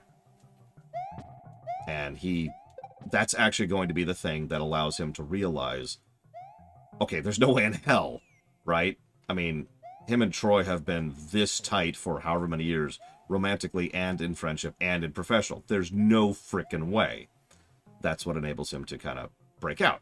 And then there's going to be a little coda at the end of the episode where he has a moment with Troy and admits that to her. And, you know, just a little friend moment, just to reiterate the connection the two people have to each other. That's all. It's a little fun little thing. What thinkest thou? Just need to kill this man really quick here. It's not that nobody knows, it's just that nobody really acknowledges or cares, because why would they? So, there was two ideas, both being kind of combined here. Thing number one, if a trans person was in Star Trek and they decided to transition, nobody would really be able to tell because they have Star Trek levels of medical technology, right? The medical tech in Trek is bonkers. So, that's why, and it's also Star Trek while we're on the subject. Yeah, go ahead, Sofcom. So, based on that, the idea is then that it would never come up. Because why would it? Riker's a he. The end. And that's the end of the sentence at that point. So the only time that it ever actually shows up is during that one episode because of the fact that someone is trying to mess with him internally. And that would be the one and only time it comes up because of that. And that would be when the audience finds out. And it would never come up again because it doesn't have to. How's the metal tech bonkers? I mean, I don't even know where to start with that. Help me out, Chad. Think about on any of the thousands of ridiculous medical advances they have in Star Trek. In TOS, they allow a woman to regrow her kidneys because she took a pill. I don't know what else to add to that.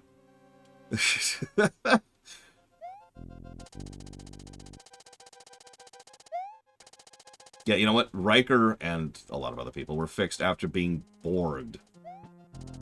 Yeah, they also solve aging multiple times. They clone and replace spines. I suppose I'm probably not keeping that exact scene, because obviously time travel is a whole separate thing, but my point is that, in my mind, Federation medical tech has always been bonkers, and so it hasn't even been a question in my mind that, of course, it would continue to be bonkers. Yeah, the artificial heart, that works pretty much, you know, every time except for one very, very, very specific instance. No problem. We got your back. Or your front, I guess, in this case. It also makes sense to me from a completely world-building perspective that an organization that is as relatively benevolent as the Federation would focus on medical tech, possibly even to the exclusion of others, right?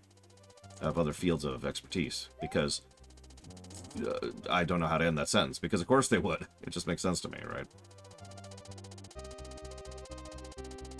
Hell, actually, you know what? That's a good example. They have a good enough medical tech to be able to make a man who was born blind be able to see. So, I mean, you know. Yeah, the main reason we were thinking about doing it for Riker specifically is because of the fact that Frame of Mind exists. It was just such a perfect episode to reveal that in. If you would, please. There we go. Now, so for those of you who didn't like it, sorry, do you mind explaining why?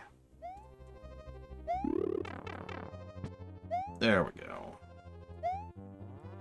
Let's see if we can get another mushroom here. Okay, we're good, we're good.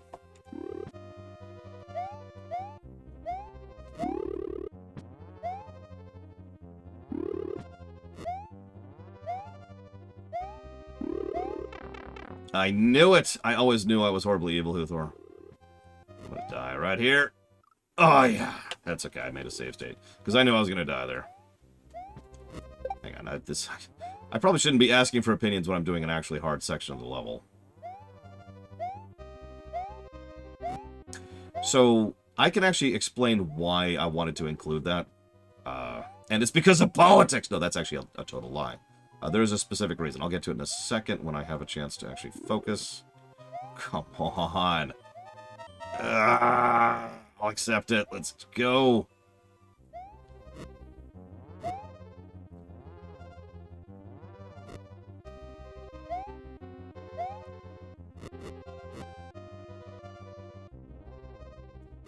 Come on. Oh my god. God, it's freaking Larry. I forgot about this fight. Ugh. Okay, we made it.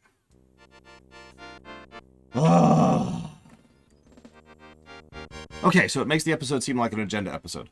Fair. I do have an agenda. I've always been very open about that. Everybody, everywhere, forever has an agenda. So, I can't deny that.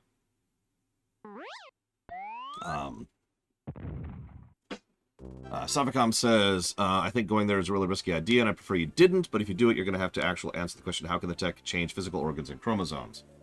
I don't actually have to answer that on camera, to be completely honest with you, because if I just tell someone that Star Trek medical tech can handle this, most people are probably just going to be like, yeah. And I know that because I've already asked quite a few people whose reaction has been, oh yeah, that makes sense. Because it's Starfleet medical tech, they can do absolutely ridiculous things. I don't have to do it with Riker, that's valid. Several people have responded that it doesn't actually do anything for the character, which is true, it's worth noting. The only thing it does for the character is emphasize how close he is to Troy, and let's be honest, that's not a button that really needs to be hit.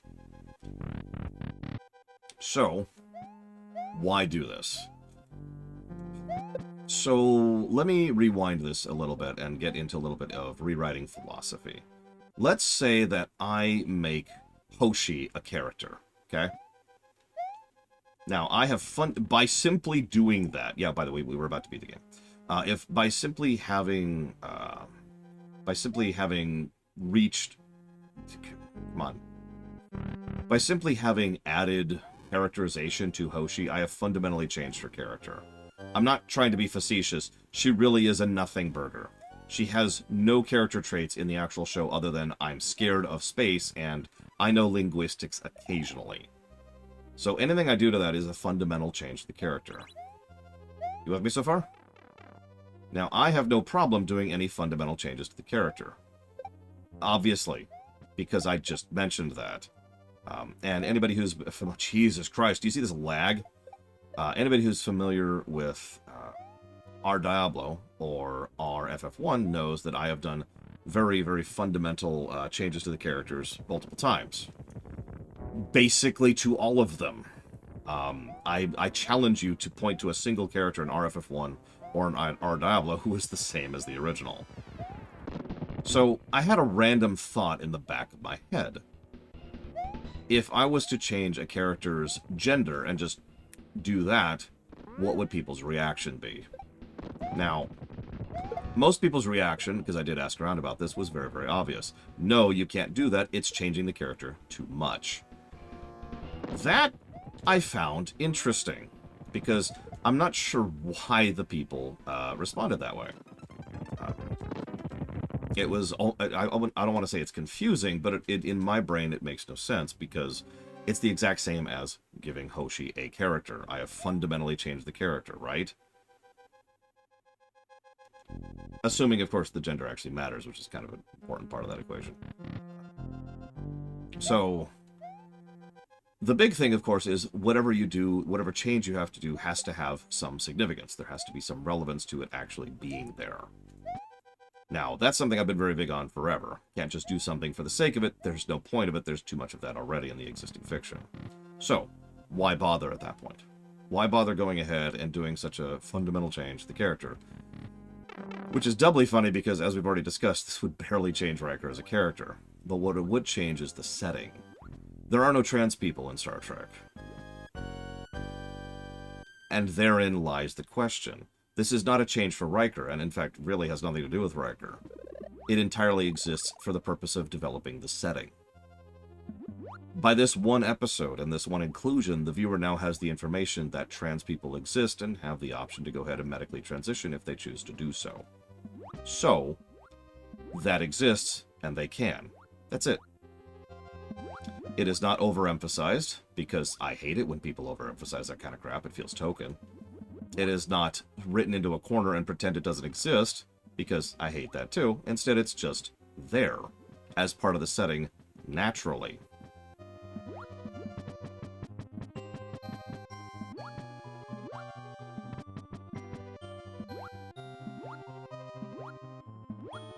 Why did I choose the hardest one of these? I should probably mention I have actually talked about this exact change with several trans people in order to get their opinion on this too, because I'm a writer who actually likes to consult people when I write, which I know sounds strange, but you'd be surprised how many don't.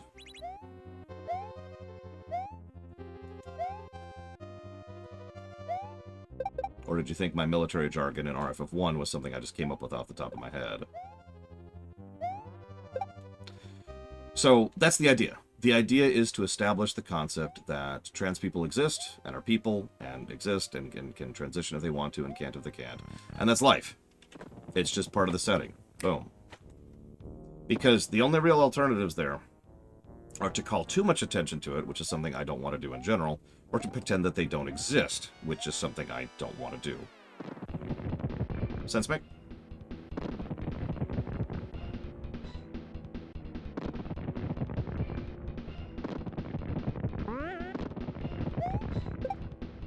Now, we don't have to do it with Riker.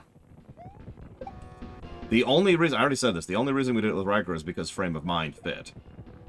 We can do it with anybody. We've got options here, yo.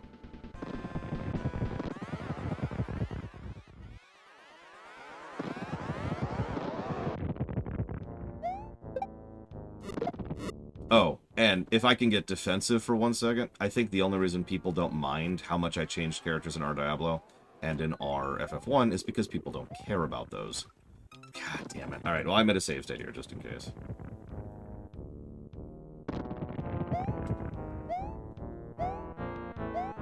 That's true, if we did that to Data, that would be completely pointless, and honestly, I don't even know where that would go with. I don't know what the point of that is. Data was built female and then decided not to be. Okay. Like, that doesn't mean anything at that point. Well, a lot of the specifics of the ideas came from them, Sub-Zero. But for the most part, they were completely in favor of the concept. And by for the most part, I mean 100%. Now, obviously, that's not going to apply to everybody. I don't want to sound like it applies to everybody. But you get the point. Like I said, the main point is to make it kind of a world-building point rather than a character point, as strange as that may sound. Which is why I say it can be whatever. It can be whomever, I guess I should say.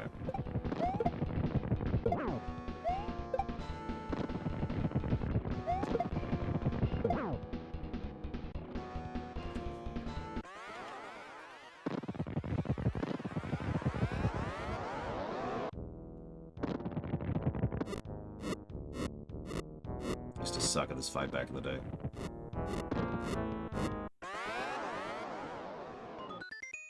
They even give you a frickin' mushroom for it.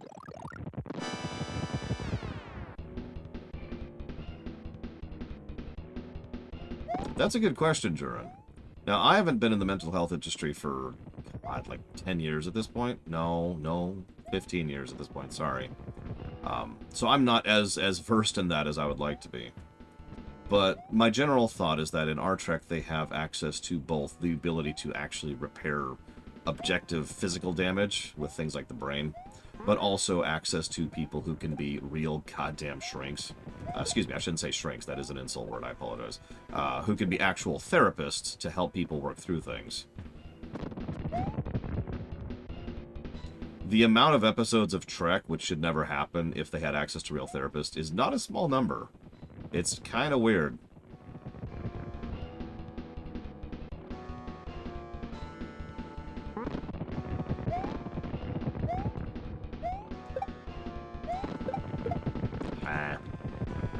Sucking here, don't mind me. Yeah, imagine if Troy was actually good at her job. Spoilers, she's not. In fact, she's so bad at her job that she's not even a therapist in our Trek at all. We just removed her from that job.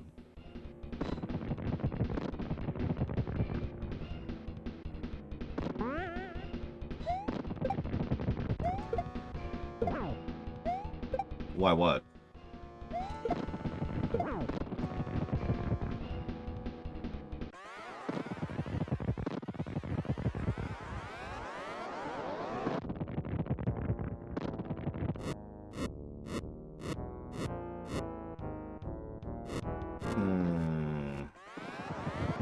I'd go with Guinan of that list, Ross.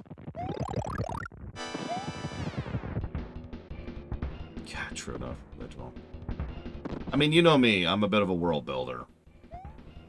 In fact, I'm so much of a world builder that I actually had people concerned that I was too much of a world builder and couldn't write characters well.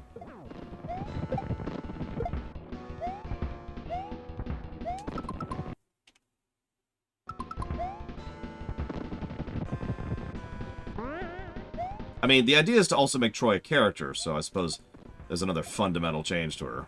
Oh, time, by the way.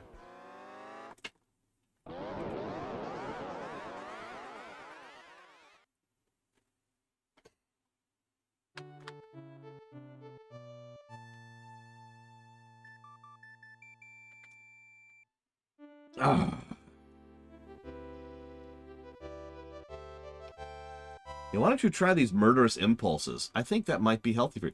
There's no such thing as negative emotions.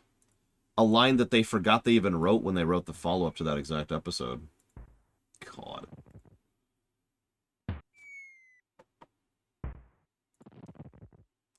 Sure, we'll do a guessing game. Why not? See how much the audit changed things around.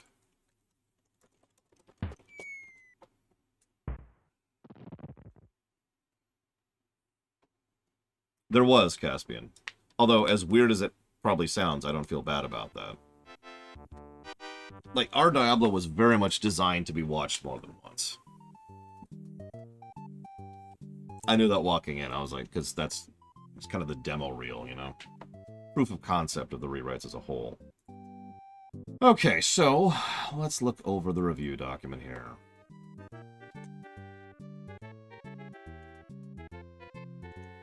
So I am getting rid of these positives. I am adding this positive. Keeping that one. Keeping that one. Chocolate Land was legit. A lot of creative stages towards the end. Getting rid of that positive. I don't know what I was smoking on that. We'll keep that one. We'll keep that one. We'll keep that one.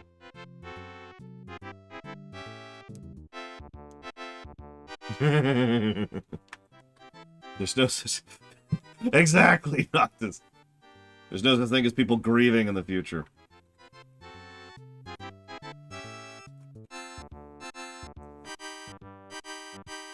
Ooh. Oh, sorry. Someone asked earlier, will there be money in our Trek? Yes. Funny thing, That is yet another thing that has made someone say that I don't understand art trick.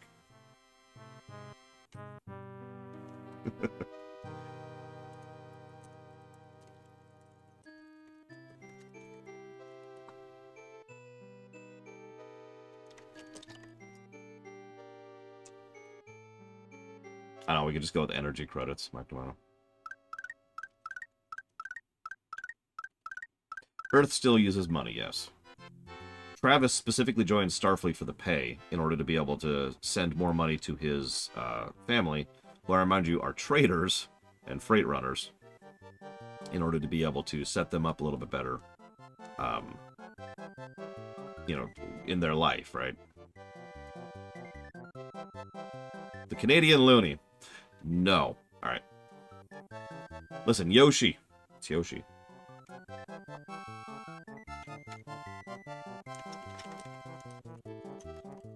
Oh, no, it pays plenty well, Mike Kamano, but Travis is one of the best in the fleet. And you can't tell me that he wouldn't want to take a third job in order to help his family out.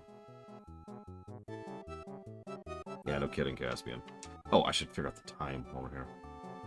And not that it changes it, I'm not going to do that.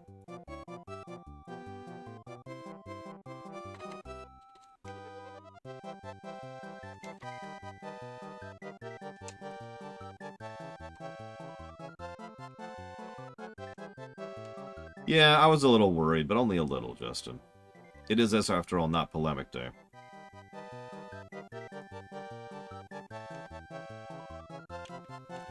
Tim Curry can only escape to underground.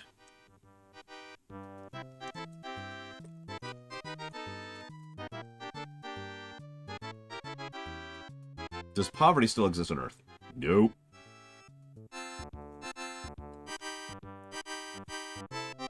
Money is generally for bonus stuff. Luxuries and wants. And for anything you do off Earth or off the core worlds. The general idea is the further out you get, the less prosperous it is. Not as like a imperial ripping money out of the outer colonies kind of way, and more of a it takes a while to build up infrastructure kind of a way.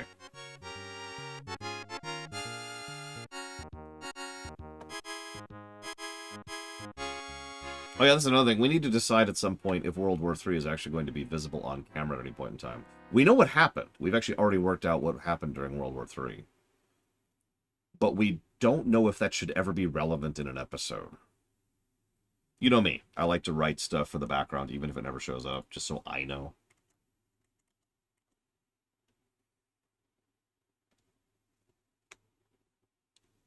Will poverty exist in Federation colonies? Probably not. The eugenics wars... So, believe it or not, we haven't written the eugenics wars yet.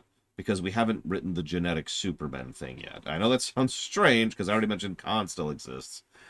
But, hear me out for a second. Khan doesn't need to be genetically engineered to be Khan. And simply by saying that, you probably already know where I'm leaning with that.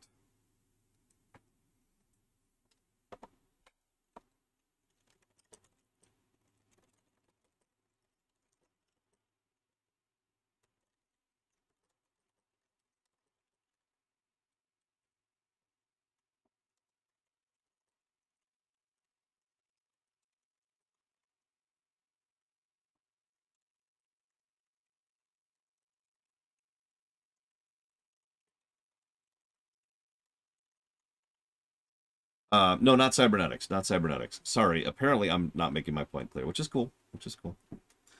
So let me do this.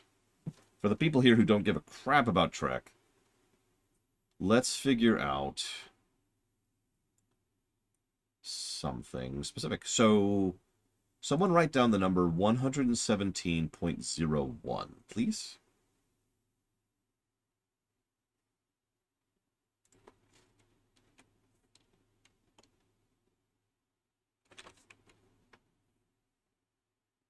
Okay. So, here's my question to you. Do you think after auditing, did the score go up or down?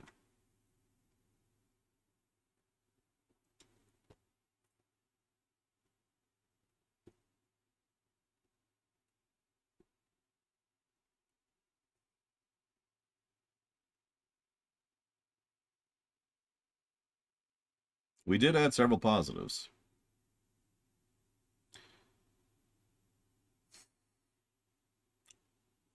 But no, the answer is it actually went down to 110.6. So Dream Whisperer. Here, I'll put an extra. This is kind of a weird one. I'll just put some money towards, I don't know, lower decks, I think. That's you, right? You can pick two more things if you want to. But yeah, the problem was, as I was looking back at the old thing, no, it doesn't mean the taking longer wasn't it. In fact, it actually took shorter. Celeste, so the platformer block.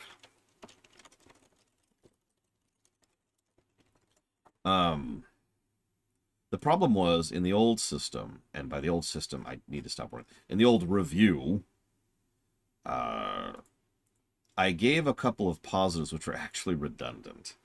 That's my fault. I completely screwed that up. And so there's a couple of pluses here that should not have been. So that ejecting those was part of the problem. The other problem is back then we were still giving aggregate positives and negatives, which we don't do anymore. So readdressing that changed around how the negatives worked. So that overall dragged the score down by about 3 points. That's it. By the way, you'll notice that once again the score has changed by 3 points. That's starting to be a trend. I'm starting to wonder about that, if I'm being honest. Ladies and gentlemen, I hope you've enjoyed this casual romp through Mario World. Tomorrow we'll be starting Yoshi's Island.